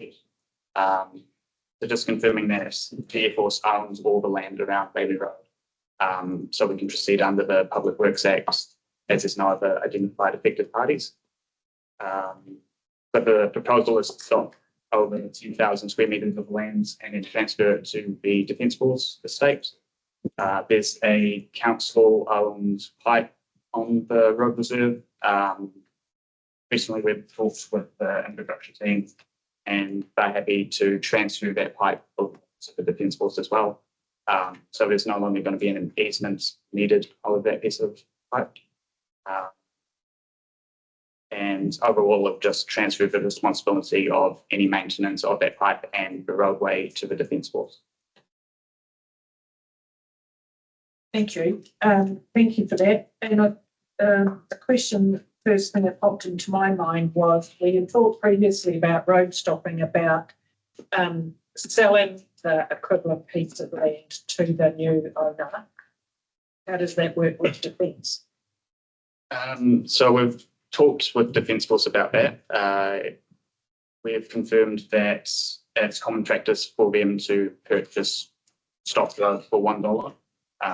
In the past, with the council, they've done that as well. So on the other side of Ohakia, there's been some stock roads, and they've transferred it for $1 as well. Yeah, so it's on that. And I'll just add it. So we've also been looking at a policy around the procurement or payment for road that is stopped and in the event takeover.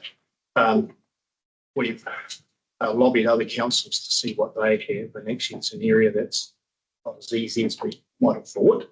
And what it really relates to is how the land was obtained in the first instance. So if the road was for a public works type arrangement, then there is a buyback option that has to be employed. In a lot of cases, the land was never purchased by council, it was actually gifted.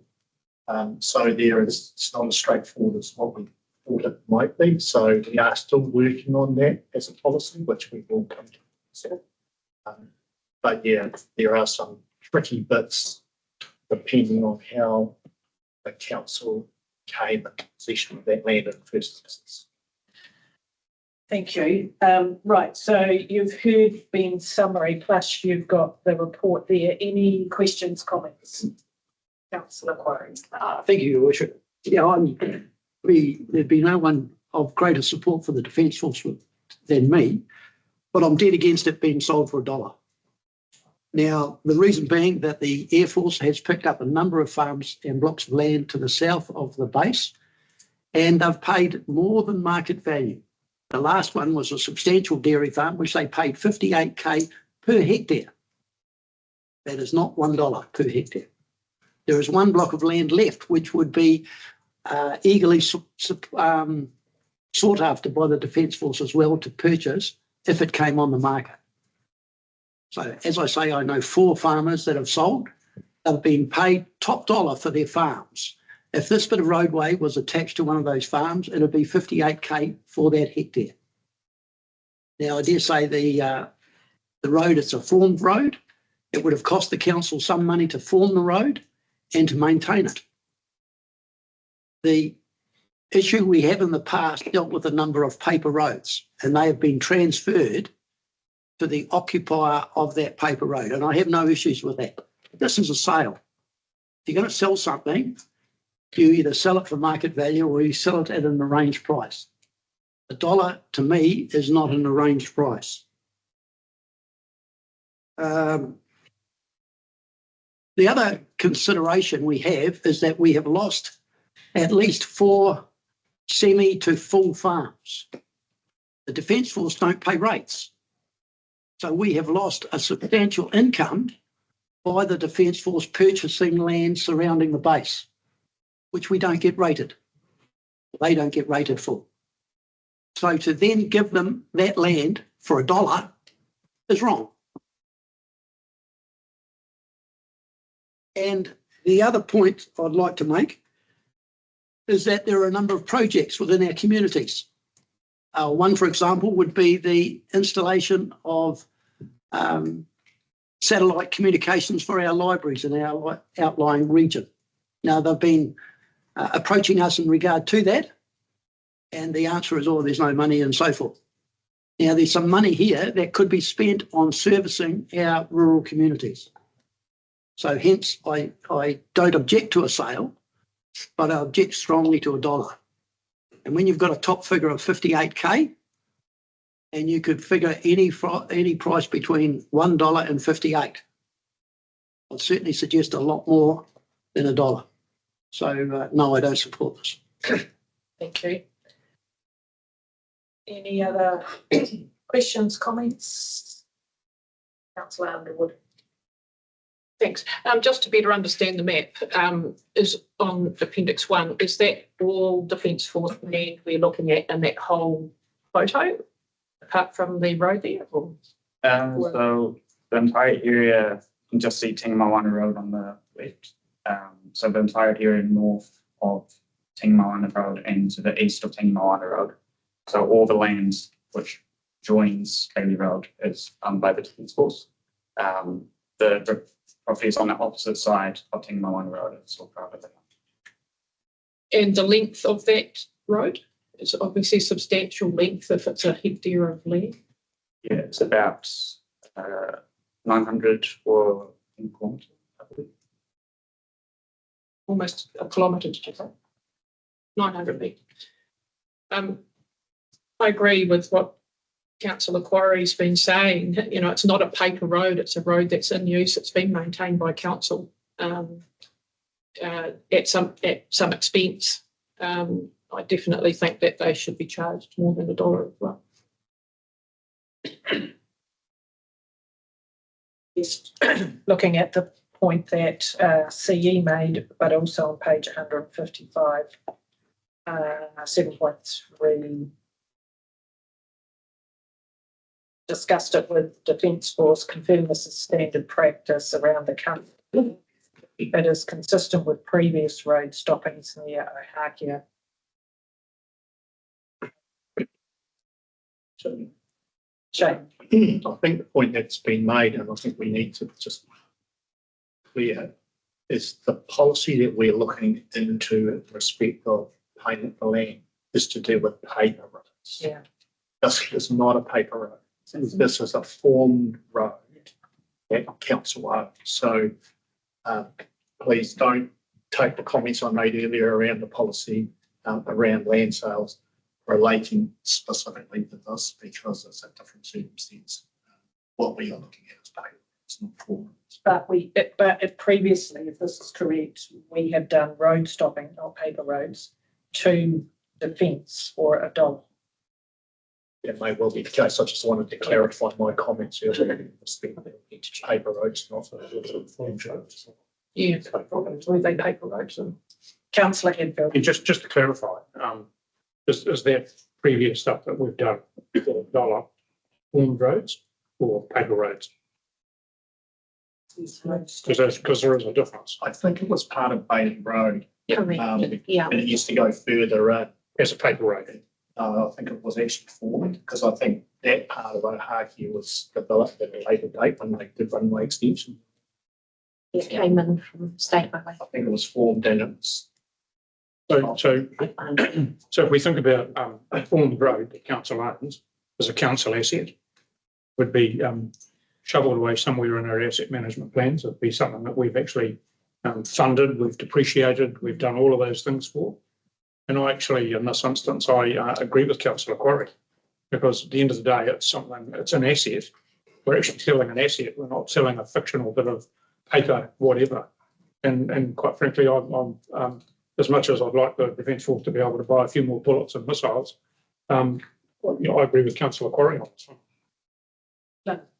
I think Councillor Quarry makes some good points. However, this, the first application when this was put in was some time ago, and our conversations with the Defence Force and around this transaction occurred before the conversation we had at council.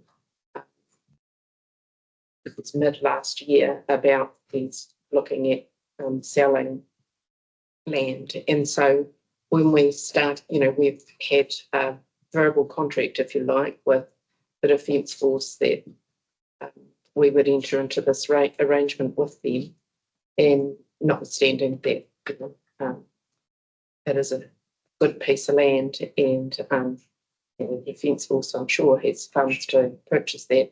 I am really mindful that when the application was made, it was made, quite some time ago, earlier in last year. And so, in the cadence of things, the conversation we had with the Defence Force about this was before the conversation that we had at council about let's have a look at actually selling land.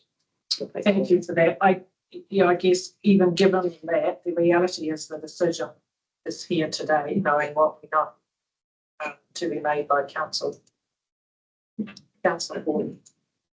Can I ask either the chief executive or general manager or Ben, if the transaction was happening in reverse and we were buying that piece of land and there was no betterment involved, would we be getting it for $1 or would we be paying 58,000? Not sure. I'm not sure I could answer it. Councillor Campbell. Just a question on the map in Appendix 1. By the look of that, Bailey Road extends right across the middle of the airfield, right across the top of both runways, and it joins to Wilson Road. Is that correct? Is that a paper road or a roadway across that runway or not? No. Well, it shows on the map as it is. So having a look on maps, who owns that? Councillor Campbell. That was what previously stopped. And now Right. So they're used to. Yeah. Councillor Fadgen. Thank you, Your Worship. I have a question around the pipe that's mentioned there. Is that in our asset register? And if so, what does it sit there? What value does it sit there at?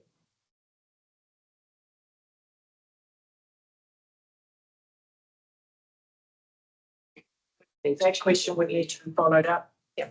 But I'm assuming it's a pipe along with all the other pipes we have in the district. They will have an asset value that we paid for. I'd just like to reinforce the point that we've lost 4 farms that we don't claim rates for. We don't charge rates for. And the base itself doesn't pay rates. So to then go and gift this property for $1, to me, is a bit rich.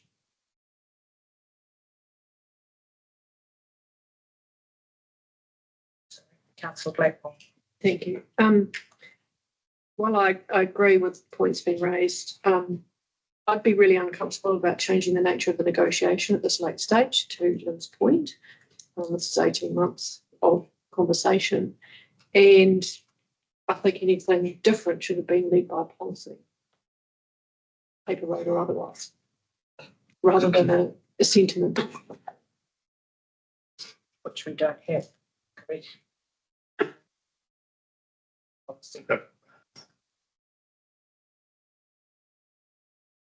Councillor Underwood. I'm thinking about Tauranga Council being in the news recently for selling undervalued assets. Would it fall into that? You know, if we're going to value a road that we're not too sure what its value is, and we say selling it cheaply, perhaps because it's this Defence Force, if it was someone else, would we, you know, be happy to sell it for $1? I don't think so. I really think we need to value any verbal negotiations have been prior to this without maybe full consideration of the points that have been brought up today. Well, I take that on board. The point that Councillor Blackmore said is council doesn't have a policy on this. So there's nothing that this council has made a decision around about how we manage, whether it's paper or. But a selling of an asset, we must have a policy about that. Well, it's governed by certain regulations. No council can sell the land. So it's no can. So it's to sell land, but there's nothing around what you can sell it for. It's entirely council. But if we have a policy around asset sales, that policy wouldn't say gift it. We don't have it. Councillor Campbell. Respect Councillor Blackmore's opinion.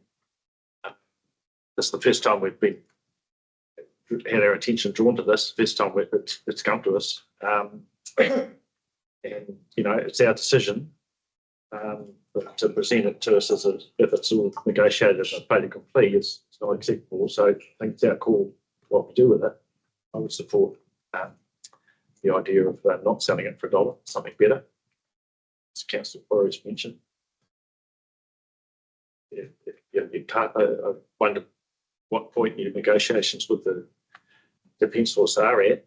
If it's been agreed to sell it for $1, if that's the case, you've got a problem.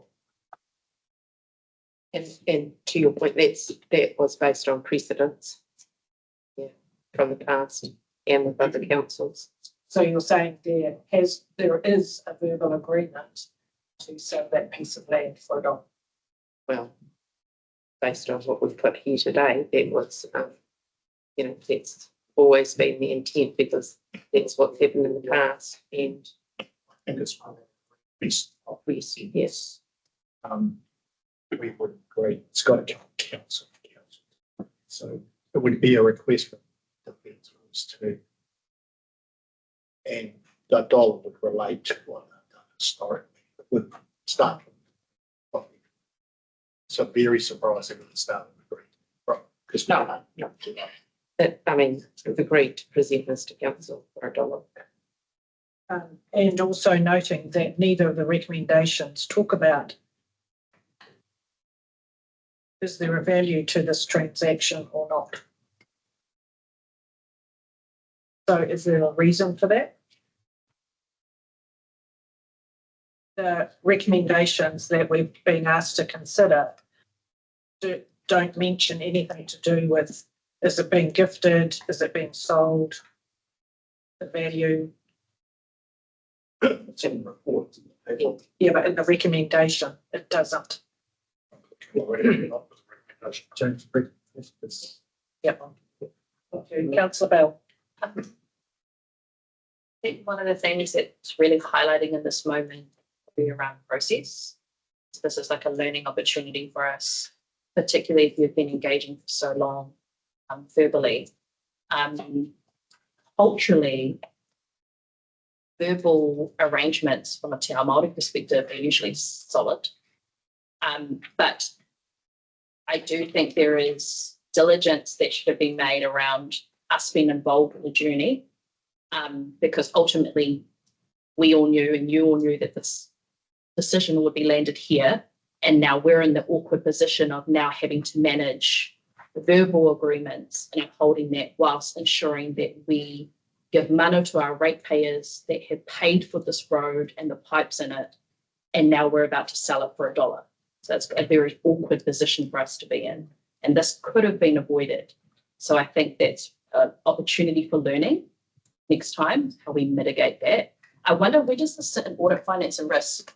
Was this ever given in audit, finance and risk? Sheila? No, this wasn't discussed. Would this be normally discussed in audit, finance and risk? Sale negotiations? It needs to be a council decision. Or would it ever be workshop? Where would this normally be workshopped? Shane. I hear what you're saying, but you know, I don't think we need to put this in the context of how it was, we've got to where we are. Simply the Defence Forces applied to council to purchase that strip of land because they now own all the land around it. Never used to be that case. The land either side used to be privately owned. As Councillor Corey has said, they've now bought those properties. Excuse me, they want to put a fence up, so they want the land, so they can put the fence around the base, and they've offered $1. That's pretty much it. And Now it's up to you guys as to whether you want to accept it or you don't. So another option is that we leave this on the table, asking our team to go back to negotiate. Well, we can go back and say that the council is not amenable to accepting $1 for a piece of land that's worth X amount of dollars. We can get that price and see what Defence will say. Councillor Ford. Thank you. Another question. What do we assess looking at a bigger picture scenario, because this is petty cash really. What's the reputational risk of damage to the relationship between council and New Zealand Defence Force and our friends at Ohakea if we don't accept the $1 offer? I mean, we've had a lot to do with them with PFAS and water schemes and wastewater centralisation, and they've paid millions and millions of dollars to be part of that. In fact, I think we've done extremely well out of that deal. So my question is, and it might involve the general manager infrastructure as well, but you know, where do you see the reputational damage, if any? I think we've got to be cognizant that there's a number of parties involved in defence. So with the PFAS, we were dealing with the Defence Force. Sure. This has probably been driven, Shannon's involved through the Defence Infrastructure team, which is not RNZ paper Ohakea. That's the service arm of things. So the base relationships, I think, with the commander and their people, this won't affect that. But Defence Infrastructure have been, you know, pretty cooperative with us in terms of the funding we received with our wastewater centralisation. Would agree with me there. So we do have a good working relationship, but I mean, we can go and ask the question and then we can bring back the answer. Councillor Hadfield. It seems to me as simple as actually what's 900 metres of formed road. I presume it's a gravel road. What's 900 metres of a formed gravel road worth to us, or what have we got that listed anywhere as, you know, as a value of, what's the asset value of that 900 metres? Please find it out. I don't know top of my head. There's probably a further question there too, which is what does that cost us every year in terms of, you know, maintenance and the pipe renewal and the like. And so they're part of the equation is actually a liability that we are no longer up for. But in terms of what's the value of that road corridor, I don't have that. So thank you for that, first of all. So what it seems to me is that actually what we're requiring here is a bit more information, because obviously there's a value to the formed road, but then there's also, to offset that, there's the cost of actually maintaining and doing whatever we do with that.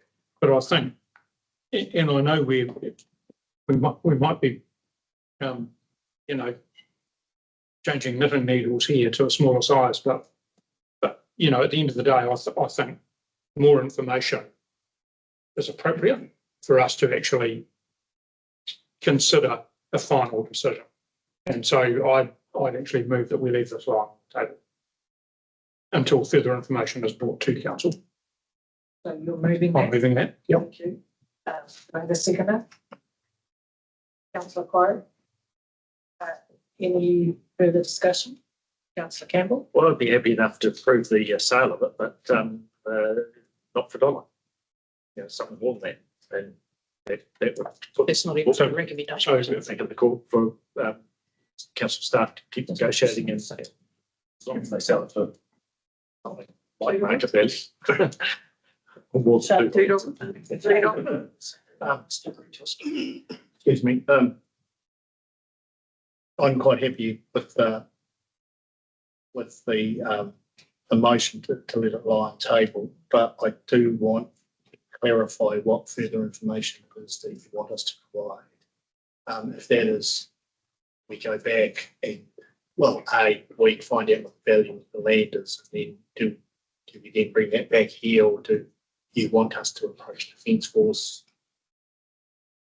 Because you won't have made the decision, you've got it lying on the table, so you won't actually have dealt with that. What you're really doing while leaving it on the table is asking us to go away and find out how much that piece of land's worth, then have to come back, you know, make a decision around what. It's, as I said, you know, we are dealing with peanuts really in a way. I think this is more of a principal matter than significant, you know, fiscal issue. And, you know, look, at the end of the day, if we didn't agree to this, the Defence Force would probably have to spend $5,000 or $6,000 or $8,000 fencing up the road, down the road and back round the road, you know, when they want a security fence up. You know, so for me, the issue is actually around the value of that formed road isn't $1. That's the issue for me. So what I'd like to know is what the value it is, what you know, what our value is for 900 metres of formed road, less the ongoing cost that we would maintain. And I think, you know, we're getting rid of that. It's a fair assumption to include that. Now, I'd personally be happy that if that's the guide that we're setting, and you have that conversation with the Defence Force and you can come to some agreement, I would be comfortable with that. So I would be happy to withdraw my motion if there's an assurance that that value discussion will be had with the Defence Force, and we can agree on a price that might be a minimum. Okay, so and that saves a whole lot of fickatureness. So perhaps the leaving on the table is still the way to go, but with the direction to us to find out the value of the land and to approach the Defence Force when there's any appetite for increasing the offer beyond it. Just to clarify that we have had the conversation with the Defence Force, and we said that before we put the paper up, and we said that, you know, we would like to enter into a conversation about, you know, more than $1 for the, you know, for them paying more than $1 for this, and they said that the precedent throughout New Zealand was that we didn't ask for evidence, but the precedent throughout New Zealand is that they purchase these kind of, or have these kind of transactions for $1, and that this was unusual, that conversation. So just wanted to reiterate that we have had a conversation with the and I totally accept what you're saying, except that it is an unprecedented example here, because other areas have not been forced to buy 4 fully functioning farms due to the PFAS issue. And so it is exceptional circumstances for us. Councillor Shaw. Just following on from Councillor Ford's comments before about relationships with the Defence Force. don't forget when we go back to the discovery of the PFAS contamination, the Defence Force knew for 2 years before they notified us. They didn't notify us, so we notified them. So, Councillor Hadfield, that motion needs to be extended. Are you happy to add what the request is? Happy for somebody to articulate. I mean, at the end of the day, I was happy sort of heading away if Mr. Harris thinks that this is an appropriate way of dealing with it. Because what we're actually saying here, we're not saying no to the Defence Force, we're actually just saying we actually want to negotiate some more. That's what we're saying. What needs to be in that motion is that we identify the value of the piece of land we're talking about, and that the chief executive then negotiates response to the Defence Force. Well, actually, all we need to say is that the item be left lying on the table, in my view, and that council officers continue negotiation with the Defence Force in terms of the value of the land. That's pretty much it. Yeah.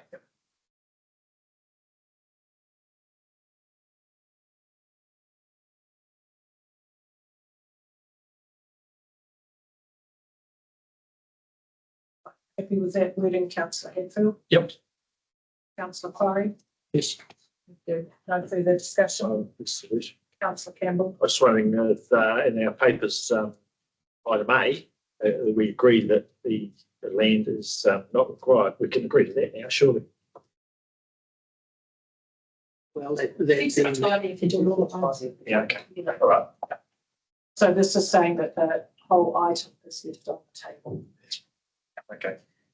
Councillor Underwood. Thanks. I just wanted to understand why the word transfer is used instead of sale. So it says in here we're going to transfer the land to them instead of sell. Is that just reason that wording is used? No, but it's quite a common when talking about land acquisition. Land transfers. There's a transfer of the title. Ownership. Transfer of ownership. Right, thank you. We have a motion. It's been moved and seconded. I'll put the motion. All those in favour, please say aye. Aye. Against? Motion is carried. Thank you.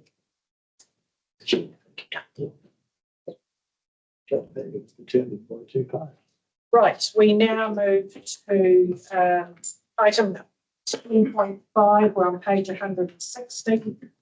This is seeking approval to notify Plain Change A, the rural and flood channel review. There's a significant document. Plus we've had additional papers sent to us, including one you would have got in your email this morning.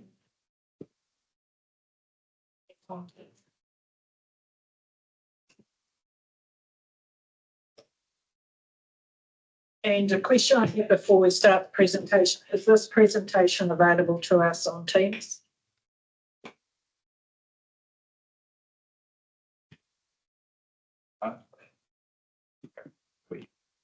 Thank you. All right, I'll hand you over to Matt and the team. Or Shane, do you I'm just going to want a scene set. Okay. So we got. I just thought we'd just quickly review where we're at, how we've got to where we are. So as you'll be aware, that teams for a number of years now has been working with this draft plan change. I think it's over 10 years that this has been part of our work plan. So that now we can give a to at least getting to draft stage. We had a number of workshops and that can fill in those gaps, but we've then decided that we would go out with what's called clause 3 consultation, and council will be aware that we received a number of submissions that was presented to council, those submissions through a workshop, and we went through those. So that process has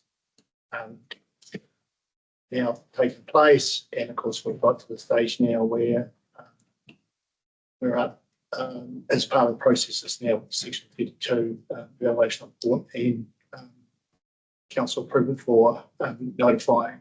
Now, if you'll recall, back in about June last year, we brought the paper to council for notification. Approval was obviously excluded out of the council meeting. The council decision at the time was not to proceed, mostly based around the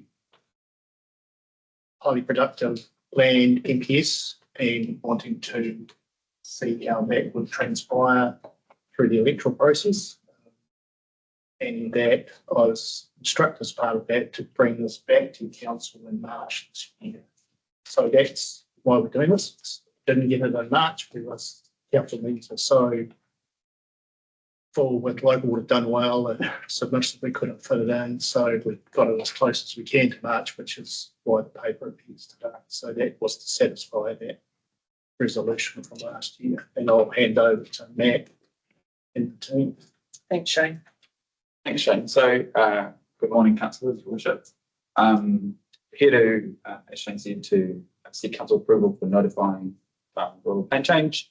I think most of the elected members will be aware of the two people next to me. So these are our planners who are leading this work out. Andrew Harris, who is one from WSP, and Rochelle War, private practice, I guess. Yes. And so they've done a massive amount of work to work through all the submissions, meeting, exploring all the issues, and that culminates in a section 32 piece of work. So there is a pretty extensive document which is on the council agenda. What we want to do today is, through a couple of slides, just provide an summary and overview of what's in there. Remember that a section 32 is prepared so that when we go out for engagement, we are ready in case we go to court. Right? So we have to start and we have to do our homework. We have to have our evidence base that if any party representing anyone across the spectrum who has submitted, if they challenge or if they provide feedback, we have a start point from which we can respond. If they then and they respond in submissions, we then have an opportunity through that section 42A to kind of reevaluate the kind of content that we've got here. If at that point the submitters are not happy, then there's a hearing. If they're still not happy and the issues remain unresolved, that's when we end up in the appeals. So we have to start the process from a getting ready for court, because we can't change that along the way. So that's why there is a body of information there. It works as a whole, and we'll talk to it. Just one other comment, but just quickly on what Shane said. So previously at this council, we have talked about seeking immediate legal effect. So what seeking immediate legal effect would mean that council is so concerned about a particular issue that we've gone to the Environment Court. The Environment Court has agreed that there is a live issue and that the proposed plan becomes live from the date that we notify, right? So what that means is it basically it puts a hold on things because you've responded to a serious issue. Yes, you still go through the process of hearings and submissions and hearings and things, but basically you've locked things down.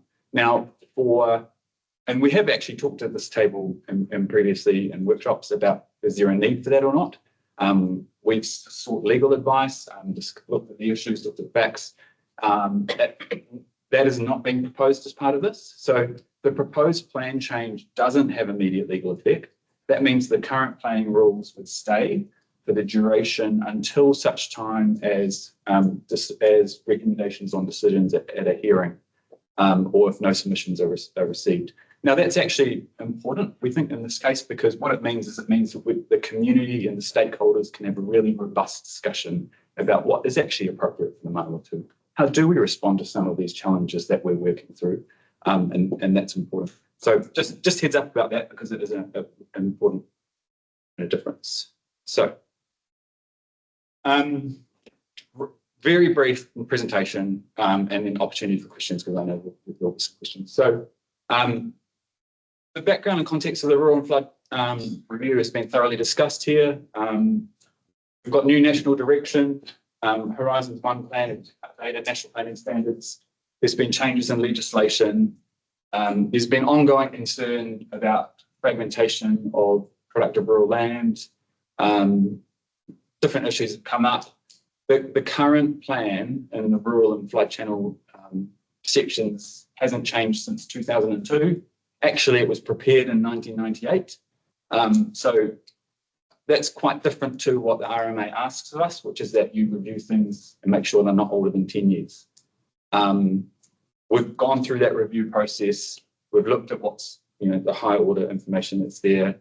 But there's quite a commonality, I would argue, in terms of the kinds of direction that we're talking about here. And so it's appropriate to put out a plan change, notify plan change. So Shane talked a little bit about the draft clause 3 consultation that was back in 2023.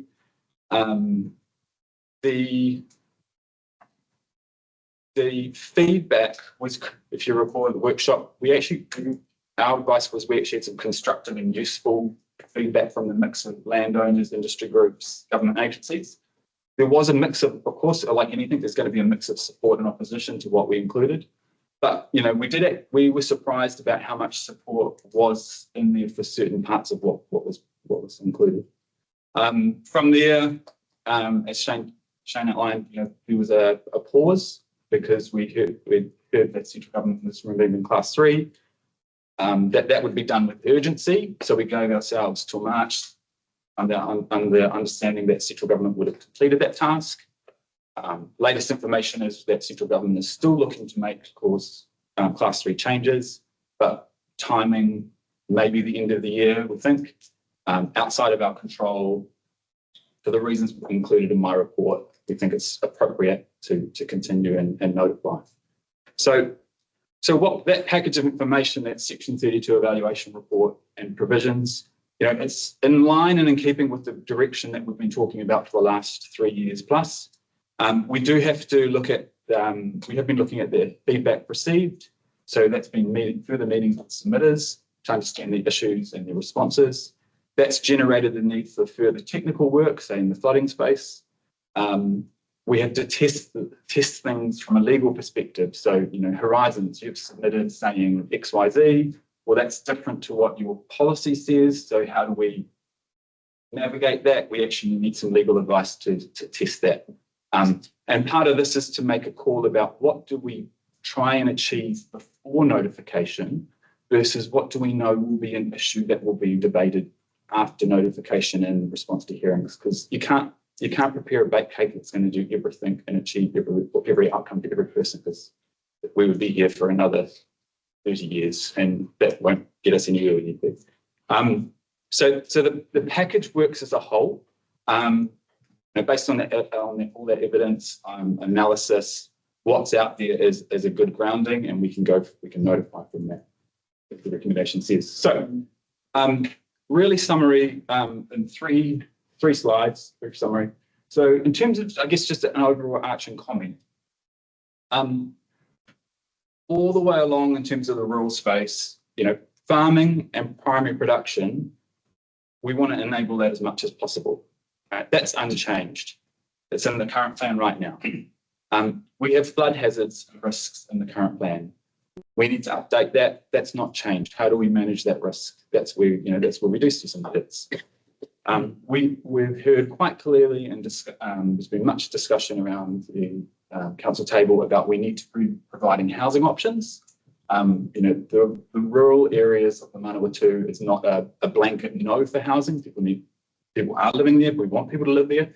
So nowhere in this package is a prohibition on housing. And actually, there's opportunities as is now and into the future for housing options in that space. Changes are made to remove a bunch of the complexity that's in there, and again, just general update. So picking up a couple of points here. Housing, Sites 16 hectares or greater, yes, you can have 2 residential units or 1 minor dwelling. Sites, you can read that, sites above and lower. We have, so there is a change to the current plan. So the current plan has being a trigger at 4 hectares or 8 hectares. And again, what are we responding to? We're responding to an overwhelming growth of residential living in the rural environment, the fragmentation of highly productive land. So, was it appropriate to go out with the keeping the operative plan rules? No, right? So we need to change. We need to respond to that. This is an evolution of what's there. Again, in terms of papukai and marae, it's an evolution. So right now, Māori freehold title, it's a controlled activity consent for papukai or multiple houses on Māori land. So there's change there, right? There's a definition. There's changes to make it permitted. We need to work. There's a pathway if it's not on freehold Māori land, which relates back to the general housing rules. The current district plan has a rule. Yes, it has a rule in there for marae, but marae are classified as discretionary. So you automatically need resource consent, and a marae is talked about as a community facility. Well, it's like, that's not quite right. So, we're editing as is appropriate for now, recognising the different mix of activities going on. This is just a summary of some of the detail, and I know you'll have questions about those. So the 2 big questions and the 2 big sort of topics is flood hazards and highly productive land.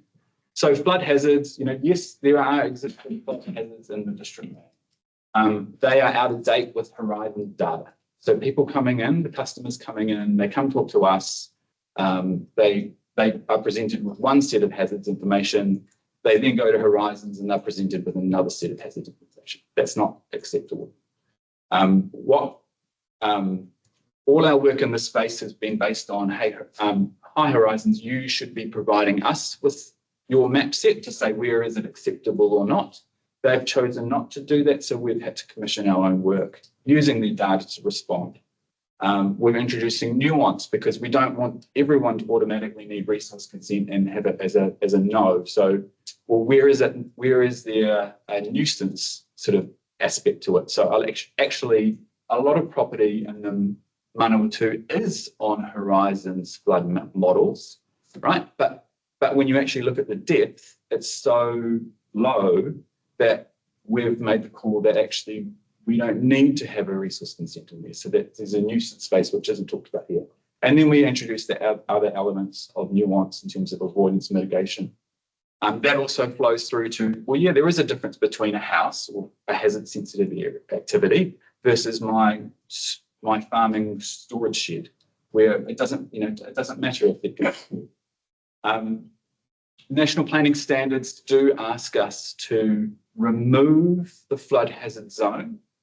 Okay, so it stops being a zone and it becomes what's called an overlay. So it sits over top of a zone. So we are then obliged to zone the land that currently sits as flood hazard 1 or 2. There's a chunk of work in that space. Essentially, most of the time that moves from flood hazard 1 and 2 to general rural. But, there are situations around some of our settlements and urban areas where we've had to actually get the pen out and look about what's appropriate in terms of where those lines are. The last part in this is we know that Horizons has an ongoing program of flood hazard data modelling. So we're including in the district plan provisions specific acknowledgement of that and recognition that people, if Horizons has more up-to-date data, then that's important. The other big thing, again, this is not new. We have to introduce requirements and provisions around highly productive land. It's very directive, as we've talked about. The definition is tied to the national policy statement. Our approach, we're trying to preempt change because, as we know, there is change at national level. So we are not mapping any highly productive land. We rely on the definition that comes from the national policy statement. So in the meantime, that's the New Zealand land resource inventory maps. Horizons will do some work in the future, and then that will come into play. It's important to talk about this change to class 3 soils. So we are anticipating a change in that space. Based on how we've done it with the definition just means that a different area applies, right? So we've actually edited the provisions so that there is no further work necessary based on our understanding of what central government change might be. Of course, it's outside of our control. We don't know what central government might do. So in the case that central government does something drastically different to what we understand, there is the possibility we introduce a variation to the plan change down the way. And we'll see what happens there. Now, I think that's me. So that's my summary of kind of the three big things. We have Andrew and Rochelle here available and myself to answer questions, which we know there will be elected questions to the provisions. The recommendations are as is there. We have the rural plan change, and we also have, remember, town centre and the residential review live, so to speak. So there is a recommendation to include minor amendments as needed to edit kind of minor amendments to make sure those things line up. But otherwise, we're happy to answer any questions. Thanks, Matt. Thank you for going through that. Right, and we have the document, that information. Right, let's open it up for questions, comments, discussion. Pause. All right, I missed a slide. You missed a slide. Okay. Which is probably one you might be very interested in. So, apologies. So the last change that I need to talk about is subdivision. So the top example is just again what's included subdivision on highly productive land, and we've got a couple of illustrations just to talk to these. So the first example is what's called a boundary adjustment, and looking at that illustration, if you have two titles next to each other, you shrink one title, and take a portion of land from one to the other. That's called a boundary adjustment. Even on highly productive land, the proposal is that's controlled activity. Now we know, based on actually consent data right now, that people are doing boundary adjustments. They are adjusting titles. There are a lot of titles across the highly productive area of Manawatū, and this just seems to be the market doing what the market is doing. So that remains controlled activity. All other subdivision in the highly productive land overlay is non-complying. Again, so yes, you need a resource consent, but it's at the highest status of a resource consent, and that's essentially the only option available under, to give effect to the National Policy Statement, highly productive land. Now, in terms of subdivision not on highly productive land, so on general land, there's more options on the table in terms of how we've put forward for subdivision to happen. And this, again, draws on council direction to say, we don't want to say no to housing on general rural land. We want to provide a pathway. How do we do that? So boundary adjustments stay as a controlled activity. In the draft proposal, we had a rule which said, as a restricted discretionary, you could create 2 lots down to 8,000 square metres. Okay, so based on feedback, based on workshop, based on discussion, that has been edited. So it's been edited in 2 ways. One, the 8,000 has been reduced to a 5,000, and that is to align with Horizon's regional council, which has a 5,000 minimum for on-site disposal. So we're lining up with that. And feedback just to think about how, we're from submissions and council direction around that space. What is new and in response to the matters on the table is the 16-hectare base lot. Now, this is specifically written in to preempt a likely change around class 3 land. So you'll recall we've talked about it before. The previous draft, the draft didn't have a base lot. Why was that? That was because land, which is not highly productive land, is hilly and slopey. It is not near the core of the Manawatū. it has not experienced high rural lifestyle subdivision type development. So basically, the topography and the market drive the outcome that we don't need to manage that, right? Because it's over there and it's steep. You're not going to be able to create many, those kinds of reasons. As soon as we consider the possibility that class 3 land is no longer highly productive, but is general, that introduces a whole lot of flat land where the Manawatū Council and the community and everyone's been very concerned about fragmentation for a long period of time. So a natural consequence to that is to say, well, we need to include some kind of provision to stop the endless kind of further subdivision of general rural land. Hence the introduction of a base lot that applies there.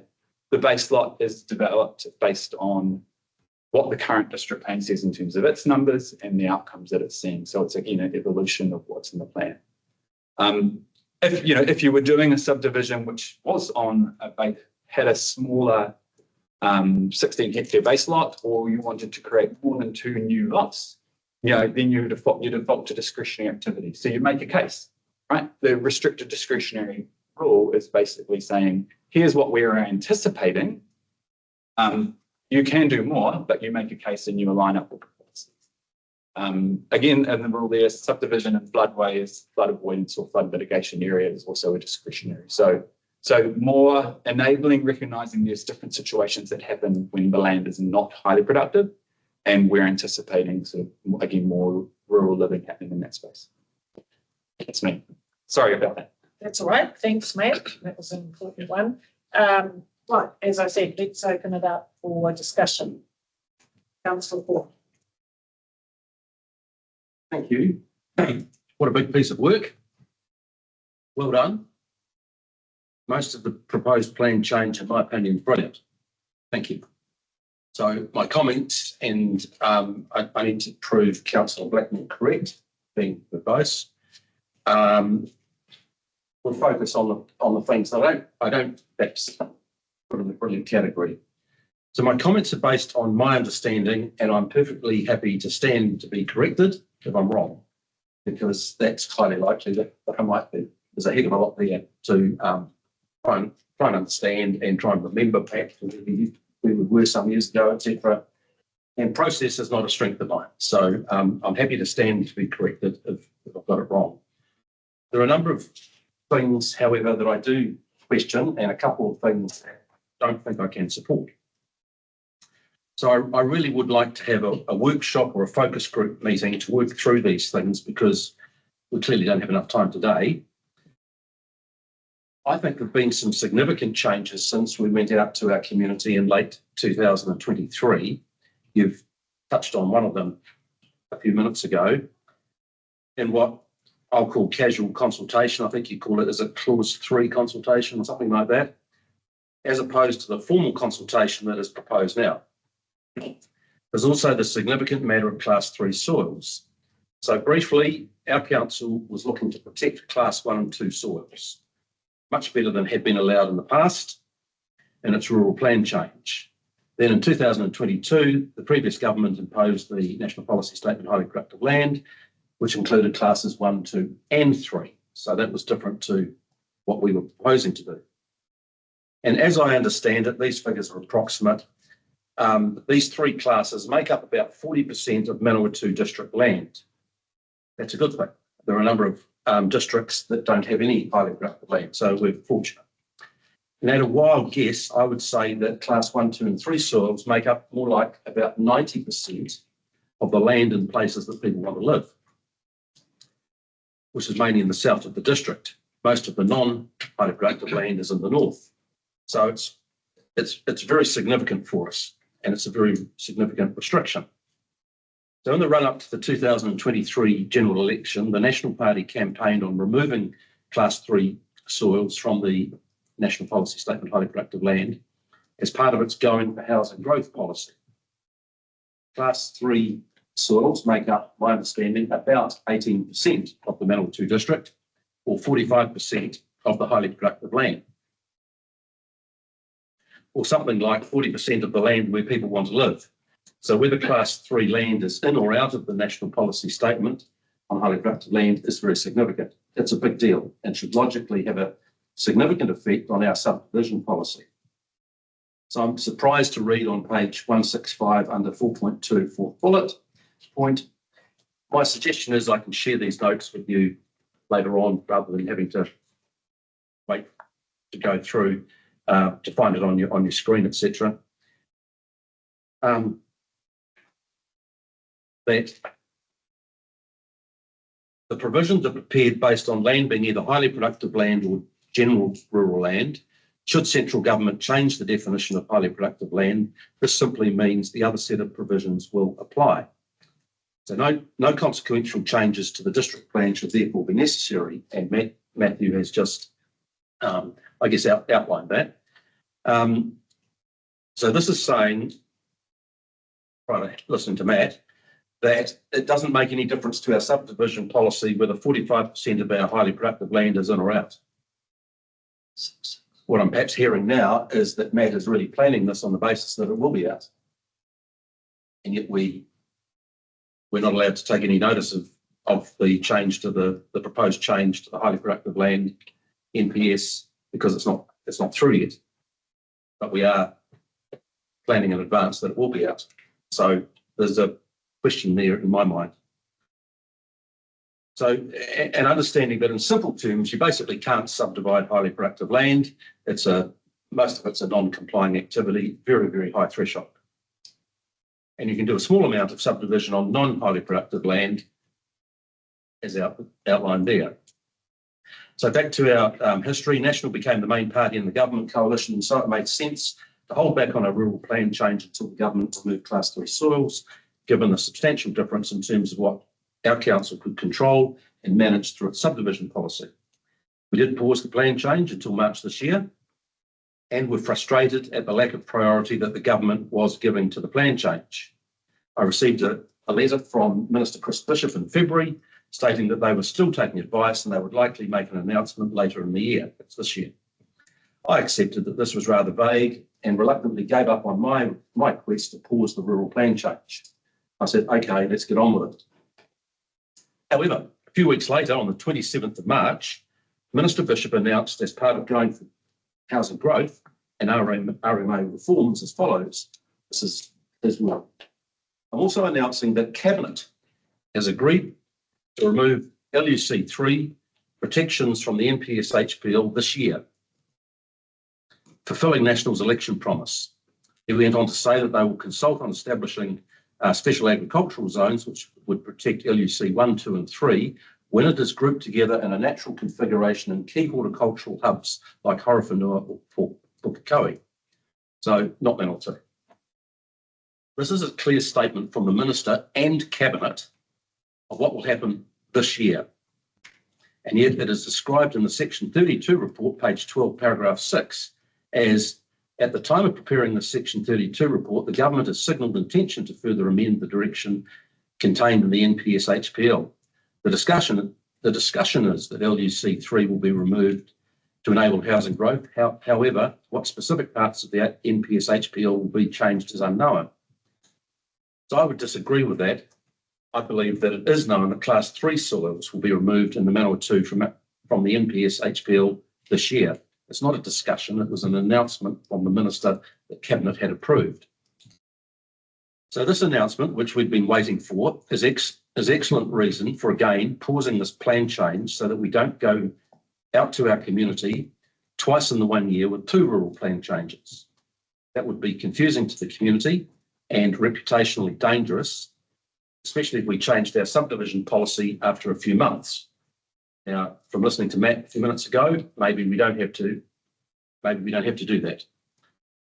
So we're already 13 years overdue with this plan change. Let's not do 2 in a year. Let's wait and get this right because it's very important.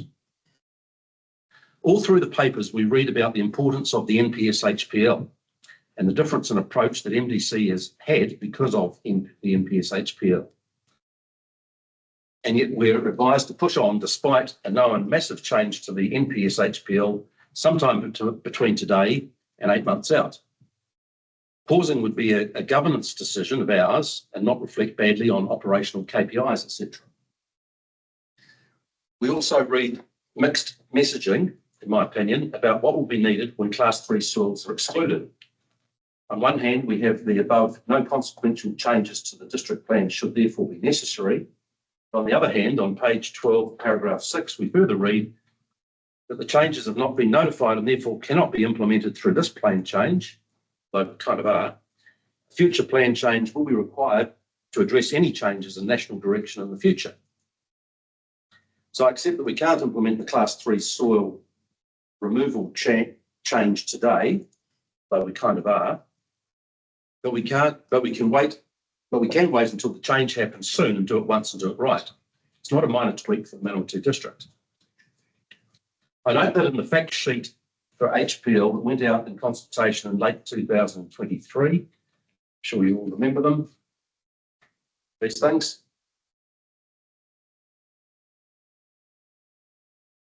It said, what happens if there is a change in national direction? And it says, Council is aware that with the change in government, there is potential for changes to the national direction, and this will be factored into the final proposal.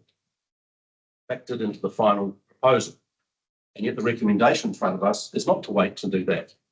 So I don't think that we're being consistent in terms of what we told the public we were going to do when we went out last time.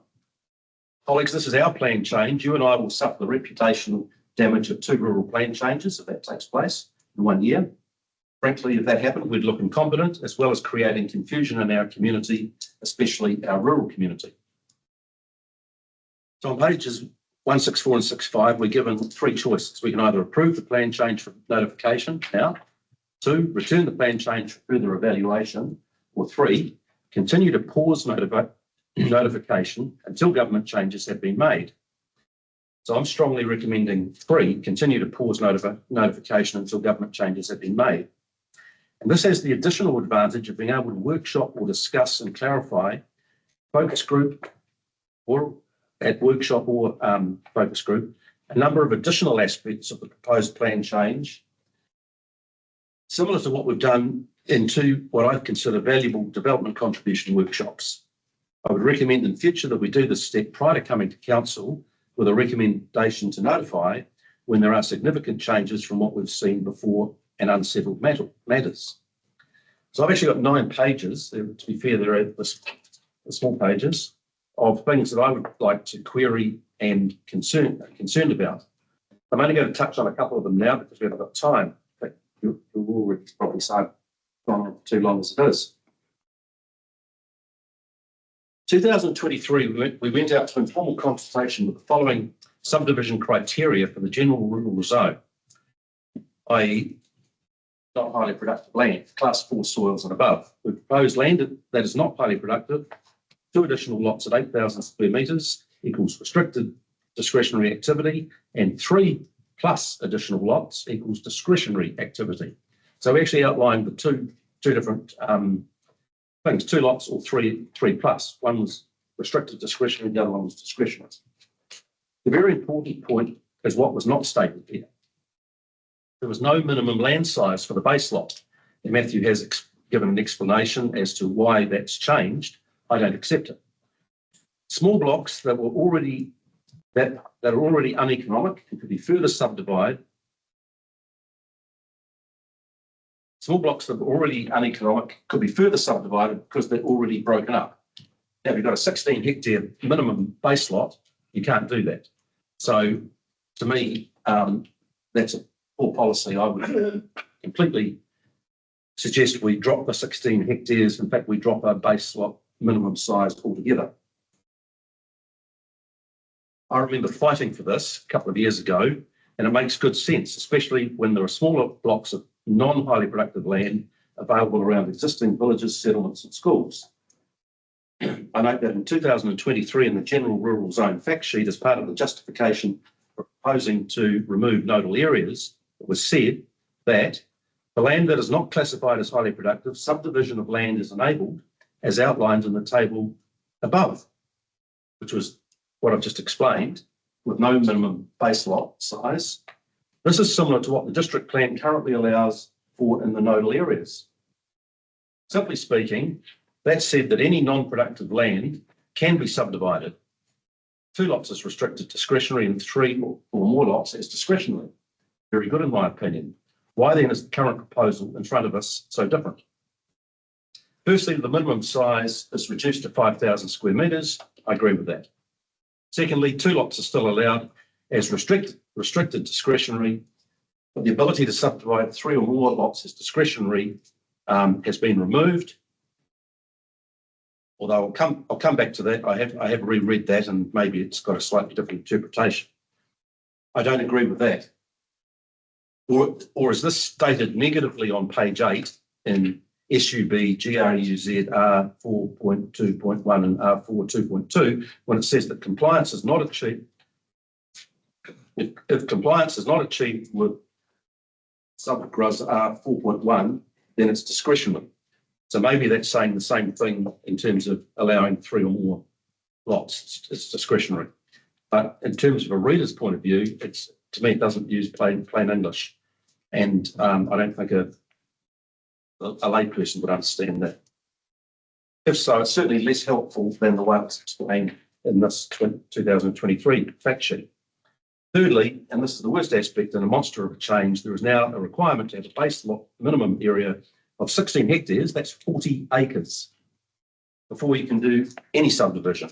I strongly disagree with this. It is sensible and prudent to further subdivide land that is already broken up and in small parcels, especially around fielding and the villages. Another brief history lesson, but this one only goes back to early 2016. Council was working on this rural plan change and proposed the minimum lot size from memory of 25 hectares, that's 62 acres, effectively saying no subdivision. I was not involved in council then until later in the year, and I fought this strongly and used it as an election issue in 2016, as did Mayor Helen. The then Mayor and 4 councillors lost their seats around this table, partly as a result of that ridiculous proposal. It was not at all popular out in particularly the rural community. This is slightly better because it's 16 hectares instead of 25 hectares, but not much. We don't want or need a minimum base lot size, and I'm very disappointed that it's been put back in.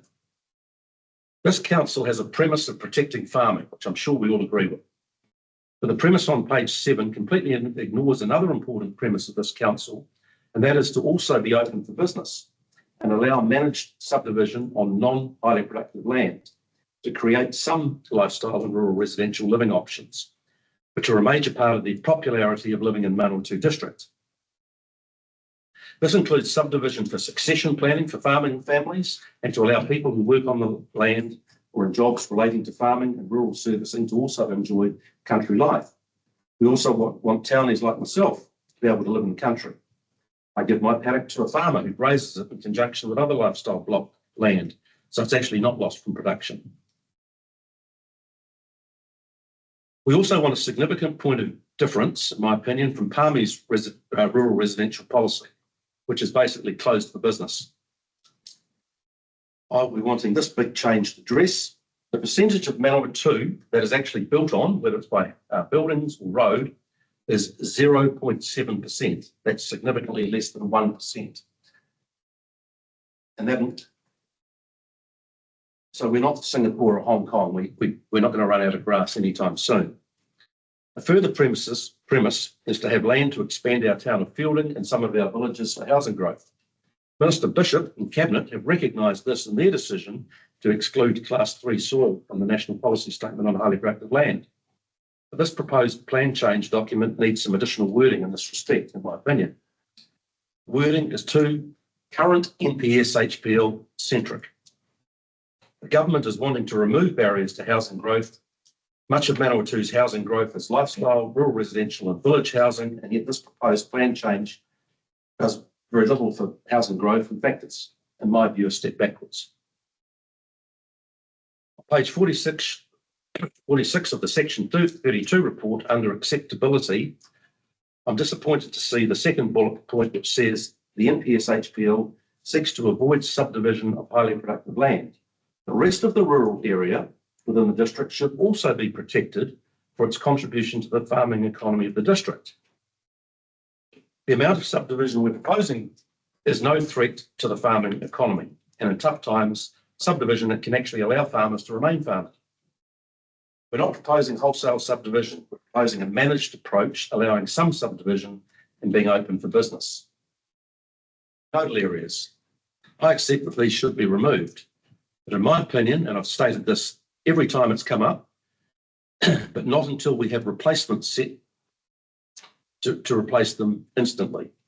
The growth strategy is identifying where the district is growing and likely to grow, and so some nodal areas will probably not get replaced. Some of the northern villages in the district probably, but some should. And I've never supported removing them until we have replacement zoning ready to replace them. This includes the Fielding and several of the growing village nodal areas.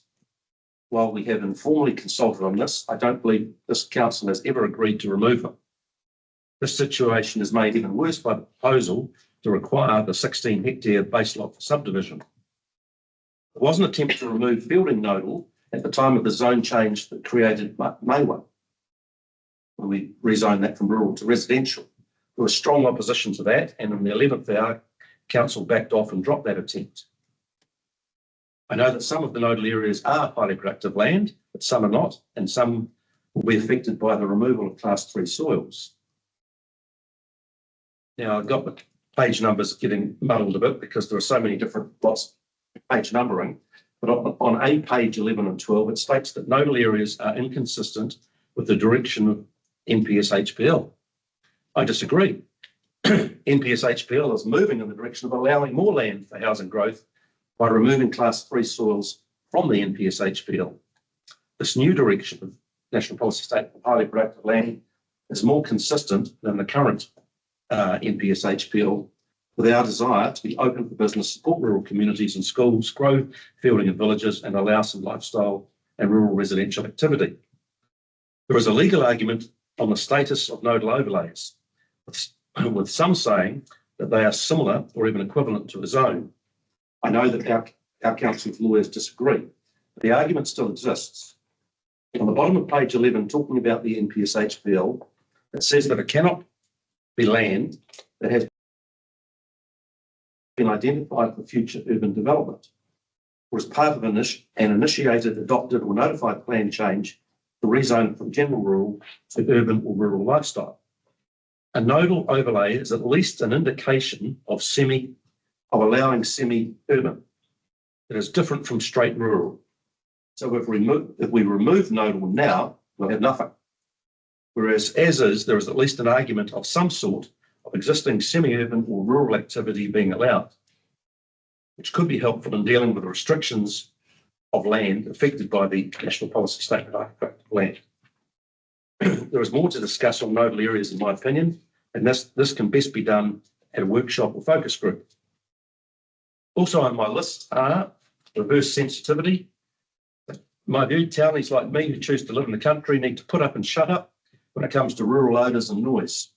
Council should not, in most cases, stop subdivision and restrict activities because of reverse sensitivity risk. I'd seek advice from my rural colleagues about rural industries and transport operators. Are they catered for adequately in GRUS R13 and GRUZ 01? Not sure. There may be more to understand relating to the aerodromes in the district. I said at Palmerston North and Tānui are mentioned a lot. I'm not sure about Ohakea. To be fair, I was fading by that stage. Part of the aerodrome query relates to understanding noise, and there's, again, provisions there. Hazard-sensitive activities, it's hardly a plain English term. A house, a residential use, is apparently a hazard-sensitive activity. So I don't think many people reading hazard-sensitive activity would suddenly think, oh, you mean a house, or a number of others. And one needs to go to the definitions to understand what is being talked about. I'd also like more time to be spent on the flood overlay information, the new information. I'd like clarification around another topic about retaining overall productive capacity of the land over the long term. Don't really understand what's meant by that. Also, size is not a determinant. I think there's a certainly a discussion to be had there. Can't take into account economic benefit. And consent notices, especially in relation to fault lines. So those are a few things that I think we still need to discuss before we go out to public notification. Thank you for the opportunity to present. Thank you. Right. Any further discussion, questions?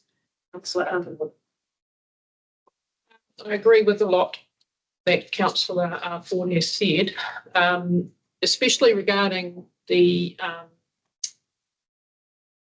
farmers who have chosen to subdivide because they find that farming is not profitable at the moment or long term. We're taking that away from them or making it more difficult for them to raise some maybe capital to lower their mortgage or whatever. And they then may have the only option is to plant in pine trees and get some Chinese company to pay them for being a carbon offset or whatever. I don't know. I'd much rather see some subdivision going on than pine trees on either side of the road, as in when you're driving through near Taupo. I agree also with the nodal area. I would be interested to know how many lots of 16 hectares or more are in current nodal areas, because if we remove those nodal areas with their special treatment and they can have 5,000 square metre blocks in there, how much subdivision would be allowed to happen? I know we bought in a nodal area with 3 hectares and we've subdivided and now have 3 houses where there was none. So nodal areas, I would doubt very much if there are blocks of 16 hectares or more, if that is common. I would stand to be corrected in that. And I agree that we would have to have something else in place before those were removed, because we're seriously restricting the choices that people have. As Councillor Ford said, people come to this area to have a rural lifestyle. We're seriously restricting their choices because of what we're saying about where subdivision can happen, and especially the size of the blocks. I'm pleased to see that the minimum size has gone down to 5,000 square metres, because people who want to move, often it's both working full time, they haven't got the time to look after a big block of land, but they want to live in the country. So having a smaller block enables that to happen, but we're restricting the number of those blocks, especially by removing those nodal areas. Thank you. Councillor Blakemore. Thank you. Just particularly interested in one of the points that Councillor Ford made around enabling further subdivision in areas that have already been kind of carved up to some degree, and given that the lot size down to 5,000 square metres, that kind of opens up a lot more opportunity for that. And so I think on my interpretation of all of this information, that could potentially actually become harder, which would then not achieve the intent of protecting productive land, because that might happen elsewhere instead. So I'd be particularly keen to explore that as a concept and an outcome. Now, I don't know what's going to happen today, but if there is a chance at a workshop to do that. Okay, yeah. So essentially the difference between what's proposed versus what is, in a nodal area, and we'll use that as an example, but it applies, there is a difference. It's a good point to start from. So in a nodal area, a subdivision of nodal is discretionary activity. So if you were to think about how that would apply under this, to Councillor Underwood's point, if there is a title in a nodal area which is 16 hectares, then you could create 2. But otherwise, all of the subdivision would be discretionary, just the same as it is under the current plan. So if anything, what the difference is we're saying those nodal areas as the only place that you might see potential for further subdivision, that goes away. And actually, you know, wherever there is a smaller piece of land, you make a case under a discretionary activity and say, look, it's, you know, as long as it's not highly productive land, you make a case and go, well, actually there's opportunities here, and that's actually quite common under the planning system. You know, my take just a little bit kind of in support of what's here is this is a step from what we have right now. Some of our neighbours and other councils around the country, you know, they have 80 hectare base lot subdivision. So they just go, no, because we care too much about farming, and so just no.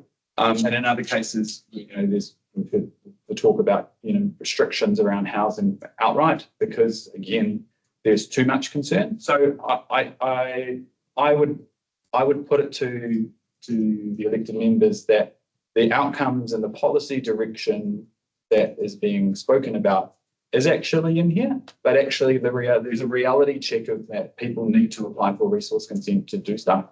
And that's a pathways being provided where that can happen, recognising that the highly productive land sort of is a trump all space, and we don't really have ability to change that until central government does it. So I mean, here's some of those questions and concerns. I kind of go that we're responding to the live issues that have been on the table and discussed about forever. This is it's sound as a start point, given that there is that competition between productive farming and housing, and we know there will be feedback, and we can respond to that through the submission process. Councillor Campbell. Pleased to be debating this today. This is my ninth year on council, and we've been waiting the whole time for this to be presented to us. So I'm pleased we're finally at this point. Recognise Councillor Ford's concerns over various things, but it seems to me the number one item is the question of this class 3 soils.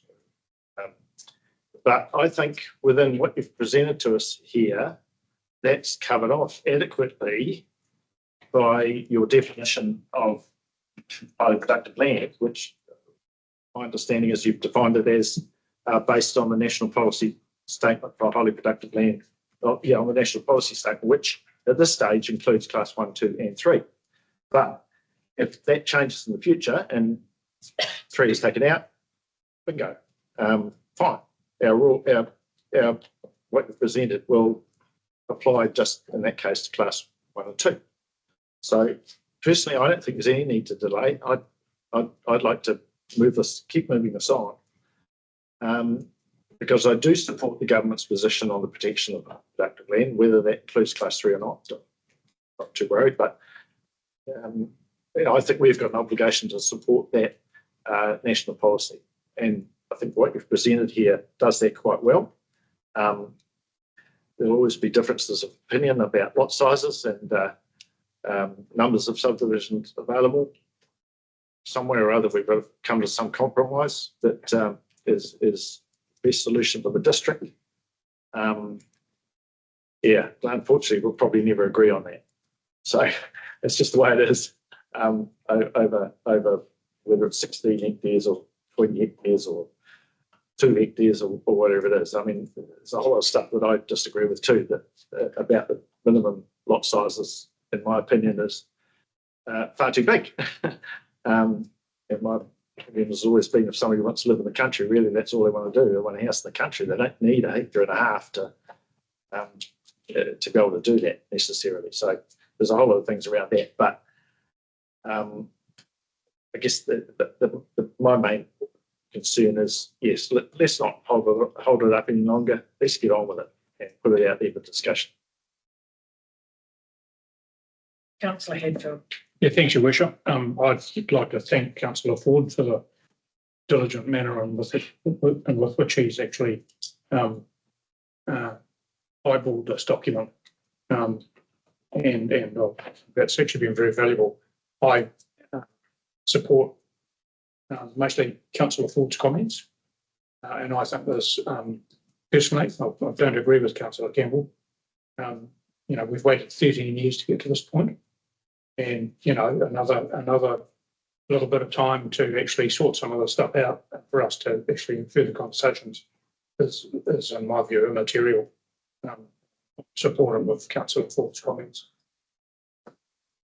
Okay. That's quite. Thank you, Your Worship. I'd support Councillor Campbell's comments in regard. I know I'm a bit of a hypocrite. I've got a couple of sections for sale myself, but I'd like to see some restriction in Class 3 soils to be kept or put in place. In Britain, you go around and you'll see a village, and at the outside of the village is farmland. There is not ribbon development taking place on every available road within 10k or 15k or 10 minutes to a major settlement.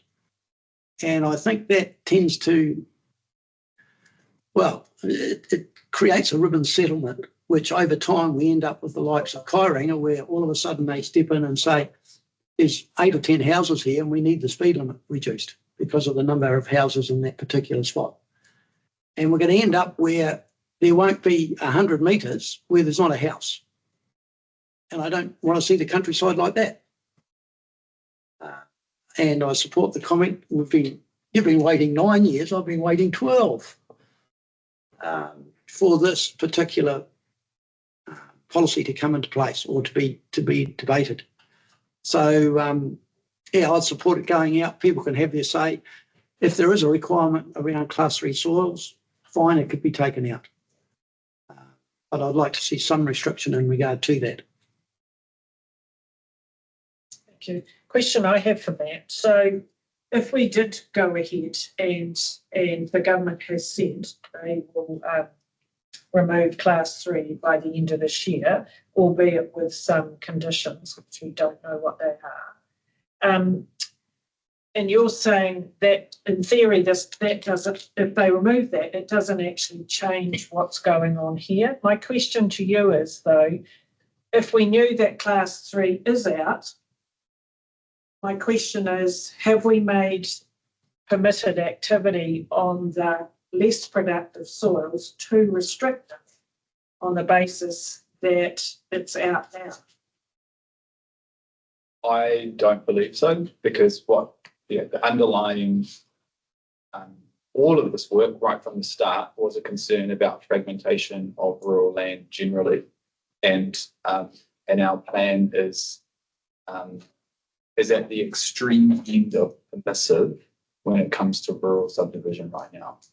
So we are almost, I would say, the most permissive in terms of general subdivision, and so any work we were doing, and every time we've talked about the rural land change, there's always been a pulling back of that level of rural subdivision that can happen. So I think what's in there is fine. There's been a couple of questions about the timing and central government change. So this is a huge piece of work, and from the comments from the members, we know there's interest. So when we notify, RMA says you should put something out for a minimum of 20 working days, so that's a month. We think with all the work that we've got going on, we'd actually be pushing that out to more than that, right? Just to give people fair time. If central government is going to deliver on what they've said and make a change which comes into effect by the end of the year, we will know that during the time frame of this whole thing. So it will be a live point while we are working on this. And I use the working on it being, go back. Go back to the time. Can you go back to the first slide? So while we are working through submissions, or at the end of submissions, before hearings, there is going to be presumably there'll be an announcement from central government about what their actual policy decision is. So we can incorporate that, right? And that's actually quite normal for a plan change. Lots of other places around New Zealand are in the middle of a plan change when central government changes things. It's better to be You know, pre-hearing is always best. But there is that opportunity for us to say, have we factored in that change enough? Or is central government, you know, for example, I see the phrasing of going for housing growth as the title. I'm like, well, that doesn't talk about primary production, farming, supporting that kind of thing. So is that removal of class 3 only going to be limited? That's a possibility. It might not be carte blanche.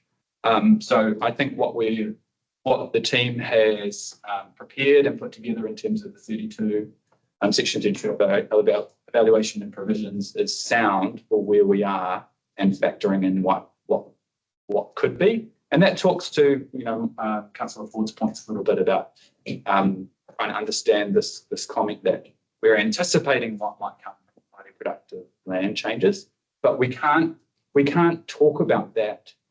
There's an edge to talking about it because the NPS as it stands right now is what it is. So we can't ignore that. So Matt, my other question is, and you've probably haven't explained it, but just in plain simple terms, when we went out previously to the community, there was no minimum land size.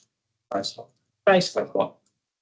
Explain to me why there now is. And previous to that, we had 25 and that got shot down. And then we went out with none and now we've put 16 in. Yep. Can you explain why? Yes. So when we prepared the draft, which was after highly productive land, if you imagine every piece of land in the Manawatū that's flat and where there has been subdivision pressure in the past is now captured by highly productive land, right? So the only and the direction and discussion from the members at the time was we still want to be thinking about providing for housing. Where else is it going? So the draft included provision for subdivision of two, creating 2 lots on class 4 land. There was no base lots because class 4 land is steep. So you don't know what's going to go on in terms of the terrain. And also class 4 land is beyond where we have experienced growth pressure before. So what will the market response be? Therefore, no base lot was included because the market can manage that. The terrain will manage that. A base lot is being introduced in response to the high probability that there will be changes to class 3. Class 3 land is where we've experienced a significant amount of fragmentation and subdivision. If we don't have a base lot in there, we actually have the same situation and the same issues that we've got right now, which is a whole lot of rural subdivision happening without any restriction across all of the class 3 land in the Manawatū. And our analysis based on direction from council, feedback from the community is that's not acceptable. We need to be doing something. Okay, thank you. Yeah, I get that. But what happens, because I recall we had a conversation about what's already happening. If you take Mount Stewart Halcombe Road, all the way from Mount Stewart to Halcombe, there are roads, there are houses all the way down there. And you can argue that's really good land, it's gone. And a lot of it was farmers who've done exactly what was pointed out here. To pay the mortgage, to stay on the land, you've sold a piece to make a house. But in between those houses are the odd sections.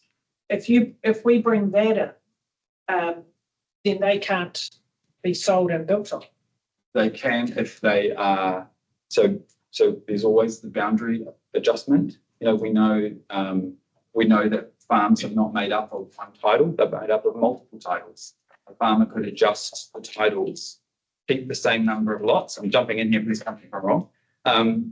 You know, the farmer could adjust the titles to keep the productive unit, and they're not creating more titles, but they're making one more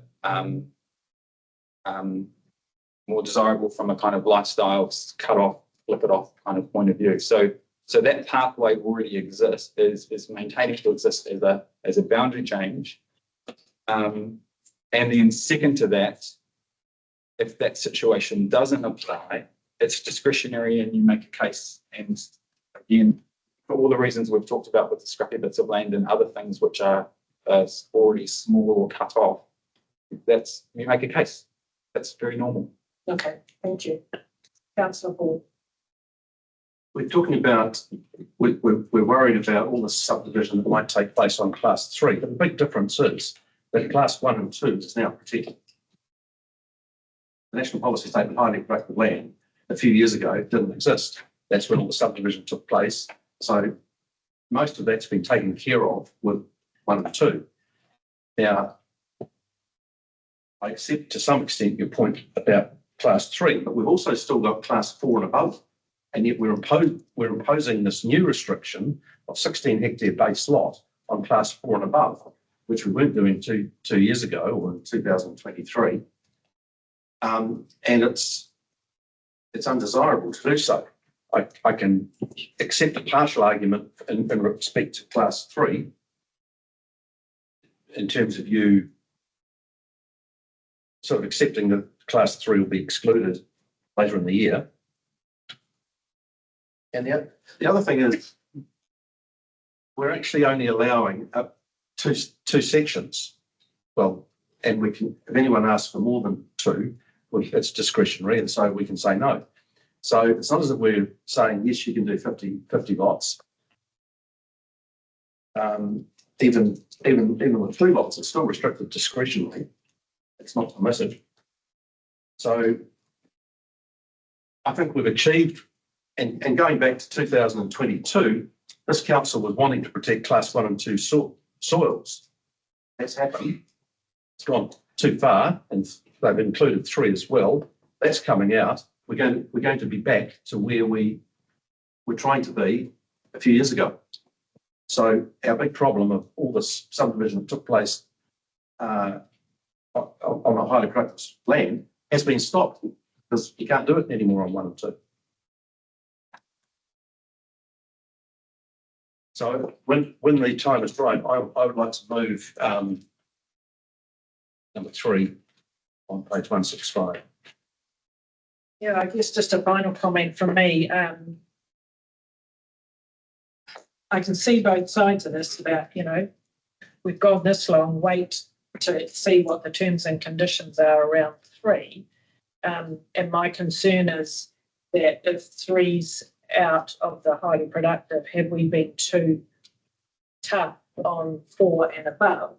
But I'm also wanting to be comfortable with that, with aside from the highly productive soil, all the other points that have been raised about nodal and minimum lot size and all that, minimum base size, all those kind of things, that we are comfortable that what we are sending out, council has general agreement on, rather than just saying, oh, well, let's just send it out anyway and just see what comes back and then we could change it later. If there are some areas that we haven't had the opportunity to discuss and flesh out to decide which way, that's the bit that I'm caught with. Councillor Hadfield. Yeah, thanks, Your Worship. Look, on this class 4 point, I've yet to meet anybody that can make a living off 40 acres of class 4 land. It's not productive, and some people might consider it to be highly productive, but because you consider something to be highly productive, actually doesn't mean to say that it produces productivity. It's pretty straightforward, really. And I just really struggle with the fact that, in 40 acres, you only have 2 lots, because we can't assume that class 4 length is all going to be, dog and goat country, because we can't. I quite frankly tell you that I was on the land up at Mount Taylor, for instance. It's clay, it's rubbish, and potentially, I don't know if it's class 3 or 4, but it's absolute rubbish land. It doesn't go bugger all. So there's the point. We can't make assumptions like that. So, it's the reason that I think this is actually quite restrictive. And, forget class 1 to 3, this is, in my view, unnecessarily restrictive. I think it points to the point that Councillor Ford made, is that it's an indication of saying, well, actually, we're not open for business. You know, we should be, you know, because who's going to make a living off 40 acres of class 4 land? You know, so you've got 40 acres. The moment we can, according to this restricted discretionary, you've got 2 new lots of more than 5,000 square metres. Well, actually, it could be a lot more lots of more than 5,000 square metres if the contour allows it. It's quite restrictive and unnecessarily restrictive. Right, any council Gladwell? Thank you. Just in terms of making a decision today, for me, this is feeling like similar to, I think, the last item, needing more information. Whether that's done through going out for consultation and getting feedback, or leaving for a bit longer and workshopping a bit more. It's quite, for me, it's very technical information to try and interpret and figure out the so what. I have a question for Councillor Ford, if I may. Sure. When you first started, you talked about wrote it down, casual consultation or clause 3 consultation or something. And I didn't quite take your point on that. Could you just repeat or expand a little bit on what you meant when you said that? So there's 2 types of consultation. Right? I think they call it clause 3, which is when and I'll call it informal. And that's what we did in 2023. And if we approve this today, then this is formal consultation. It's probably got another name. So as I said before, I'm not good on process. So we get out to, I guess, test the waters with the community with this consultation. We have the fact sheets, all those. And the biggest point I'm making is that we went out then without a minimum base size. And I thought we got it right. And now we've suddenly imposed 16 hectares. So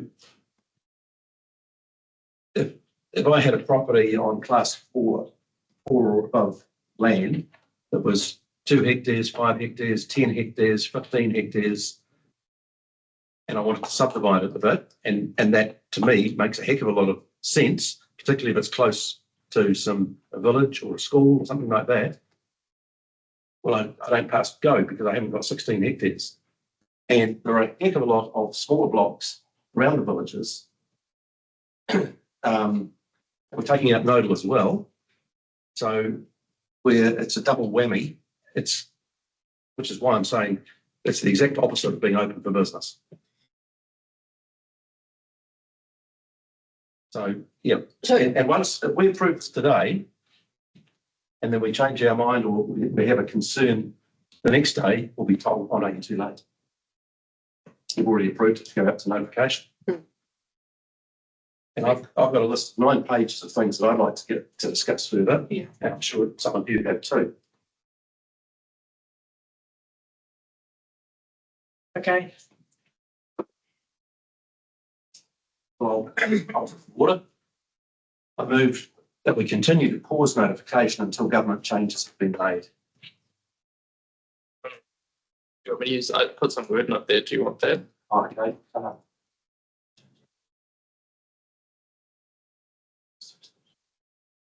Do we not want to add anything into that motion as well as to allow further discussion about some of the issues that have been raised today? And if it's included, I didn't think we needed to include it in the motion. I think if we want to have a workshop, we can have a workshop. Sorry, Matt. Just to provide some advice to the space. And understand the point of querying and understanding, and elected members want to feel comfortable with the content and to understand it. I do need to point out that Section 32 and the work prepared and the provisions developed, that's as a package. So if we're talking about kind of understanding, that's fine. If we're talking about editing or requests that councillors and members are not happy with the package as it is prepared, that actually means we have to go away and do more work because the analysis and evaluation has got to the point we've got to. So I just want to be really clear on that there's been time and commitment and resources to get to here to prepare a package of material that that speaks to the issues, the direction that the members have sort of indicated in terms of growth for housing opportunities and protection of farming land. And yes, we're happy to talk to that to explain, but edits require, you can't, it's not just saying, oh, I'd like to change a number. That actually means further kind of analysis and reporting and technical work. So it's important that you're aware of that. I think, and I totally take the point. However, in Councillor Ford's his report there are a number of items in there that we've discussed many times. Well, no, they have been raised many times, but we haven't had, either in focus groups or workshops, the opportunity to flesh that out, to go, like, Councillor Ford understands no, and he's saying, well, until we have something to replace it, but the rest of us are going, well, why and what's the pros and cons? We haven't had that opportunity for a number of those topics that he's talking about to, so it may not be about changing a number. It might be about better understanding what the implications of some of the things that are in there, but it might also mean that once we have a better understanding, we may want to change them. There are things that I want changed, and because some of these things I have seen for the first time the other day, and there's significant changes, and so it's our plan. If there's an extra expense or whatever, so be it. Jane. That's the view of councillors, and that's the wrong motion. Because all you're doing here is pausing what's been put in front of you. That's what I was trying to say. The MPL was about. Yeah, correct. So the motion, if your intention is to go back and revisit the content of the draft plan change, then you need a different motion. But also need to caution you is that if there is significant change in the draft, then we will be going right back to the start again, and we will have to go and potentially work through further another clause 3, and so all those ticks will potentially come off, and we're back to square one. In reply, I would say, no, I don't believe we have to do anything like that. We just need to go back to what we were doing a couple of years ago. And actually, exactly. And so if I'd like to therefore combine points 2 and 3 into one motion. If that doesn't work. So we're saying that we want to pause notification while we to have further discussion on. Well, it's two things. One is we actually want to wait and see what the government comes out with. So we do it once, do it right. And secondly, use that opportunity to further workshop the queries and the points that we're not necessarily happy with. Which isn't included in that motion. No, number 2 says return the plan change for further evaluations, which is pretty close. So someone wants to wordsmith a combination of 2 and 3. Councillor Bell, can you help Ash with some wording for that simple? Probably a question to Councillor Quarry, Councillor Campbell, because I'm a newly elected member, I have the frustration of sitting here term after term and it representing itself. It's kind of like the ex-girlfriend that never goes away, right? But I think I want to ask is, what, other than the frustration of the time that it's taking, what other concerns do you have by delaying the consultation? I think the main one is that the subdivision in the rural areas continue. That's the main thing. Yeah, the longer we take, the more the current rules apply. So it allows people to do it. But I guess the reverse of that is, well, it's been 13 years and we haven't done it. So for the sake of, the government has said by the end of the. Two's out anyway. That's right, so they can't build on 1 and 2, so it isn't, it's correct, so we have made some progress. Councillor Underwood. Thank you.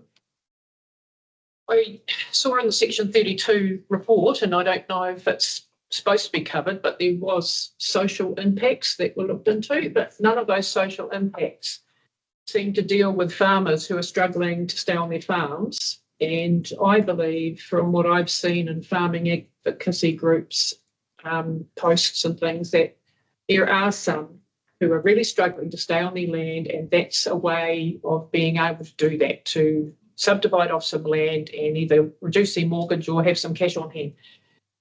And I would like the section 32 report to look at the social impact on farmers if we take away that option for them. And they went into other social impacts, but they didn't mention that, you know. Surely they could go to farmers who have subdivided recently and say to them, we were interested in the social impact. Why did you subdivide? There could actually be some factual information coming back from them that would help us, because if our goal is to protect farming and protect the farm economy of the Manawatū, if we're forcing those farmers off their land or forcing them to plant pine trees, we're just going against what our goal is in the first place. Matt. So just for clarification, the section 32 looks at the change, like the effect of the change from the current to what's proposed. Under the current plan, under the current district plan rules, much subdivision is controlled activity. Almost, if you've got a large enough farm, you can carve up however many titles you want to. The proposal is that you can so you can still do that. That could change, so you can still do that. Or discretionary, which is again not uncommon in terms of a subdivision rule. So again, my advice to the elected members is you have to be careful about how you read the current plan, because ours is an outlier. Getting resource consent isn't a barrier. If you've written your plan in the right way to say these are the outcomes that you want, these are the things that we know people are wanting to do, farm succession. So that's the kind of thing that's really important to test and through the notification process, because you can go, well, what have we considered all those factors enough? We do want, but we are interested in those views. People can submit, we can evaluate and review. So again, my advice is just be careful about seeing the change in activity status where there is that's a barrier or a disincentive in terms of housing, because actually it's quite common for resource consent. It's quite common for restricted discretionary, for discretionary. We've got discretionary right now for noble. So again, there's not, on paper, it might look like a bigger change than necessarily it is.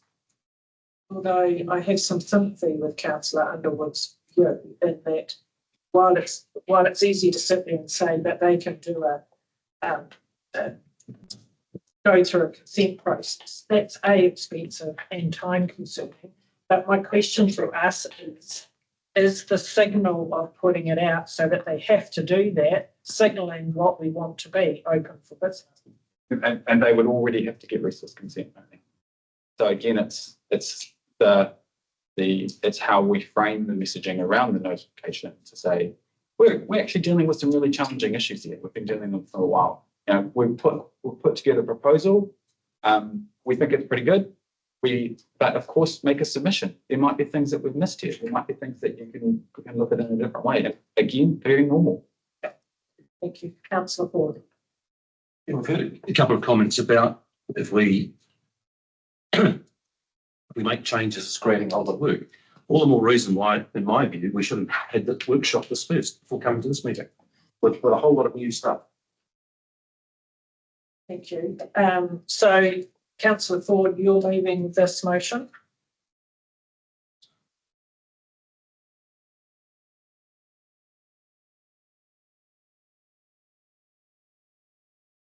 Yep, so further evaluation and workshopping, that all has to be put in there, but it's not just council officers, it's us. It's us. Well, we do something with council officers for presentation, or to bring back to a workshop or something like that. I guess what I don't want is to repeat this, where we sort of come, it's a sort of a fait accompli. Is it yes or no? You know, we are referring it back to officers for further evaluation and to be brought back to elected members via a workshop. Thank you, Ash. That looks pretty good to me. Right. So councillor Ford, you're happy to move that? I'll move the council continue to pause notification on plan change A, rural and flood channel review until the government signal changes regarding the removal of class 3 soil from the national policy statement for highly productive land have come into effect, and the plan change A be referred back to council officers for further evaluation and to be brought back to elected members via a workshop. Thank you. Do I have a seconder? Councillor Blackmore, thank you. Matt. I just wanted to check with the first recommendation where it says have come into effect versus the signal of what might be. So, and again, so the signal might be, you know, sometime this year, but remember we can't actually make a plan change based on something that's signalled and not in effect, and in effect won't be until presumably next year. It's been signalled. Yes, but the provisions that we write, we can talk about it in the context, but we still have to land. It still has to land and be based on what does the MPS say right now if we were to notify something before those changes have come in. If that makes sense. Can we just use what was in the document, the continue to pause notification until government changes have been made? Just take the last few words off. Have some into effect. Yeah, just take have come into effect, delete those. That was given to us by choice. That makes sense.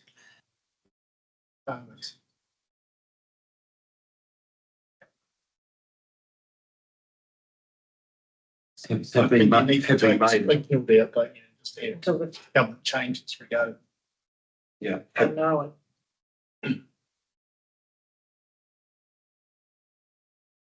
Don't we need have been made?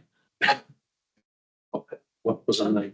Or at the point where government make intentions absolutely clear. Have been confirmed. Confirmed. Councillor Bell suggested that. That was a good one. Yeah. You're welcome. Thank you, Councillor Bell. Councillor Bell, Councillor Shepherd. Yeah, I'd like to speak strongly against that motion. Back to what I said before about various reasons. Number one is, as I said earlier, we don't need to wait for the government policy change because it's already built into the proposed change. At the moment, it includes class 3.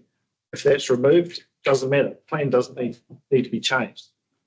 Waste of time waiting for it. Number two, I think the proposed plan we've got now, while it's not perfect and while we don't fully agree on everything, it's a heck of a lot better than what we've got at the moment. Let's just run with this. Put it on the table, see what the community thinks. Go with it there. We can always tweak it before we finally approve it. So we've still got that opportunity. And thirdly, there's a major risk here that the whole policy change will never happen because we won't agree. So look, let's just get on with it. Let's put it out there.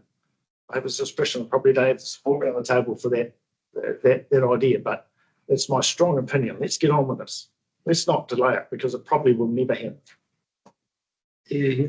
I'll vote against this. And I would prefer the option that's the recommendation in the paper, page 160. Thank you. If I could speak in my thoughts, for me, pausing the notification to class 3 soils gives us the space to have the discussion on the things that haven't been able to discuss prior to putting this out for notification. So for me, I will support this on the basis that waiting for class 3 now creates the space for us to have the discussions that we should have had before now. Any further discussion before I put the motion? All those in favour, please say aye. Aye. Aye. Against? Do you wish your votes to be recorded? Councillor Campbell and Councillor Quarry, the motion is carried. Thank you. Is Councillor Belsky still online?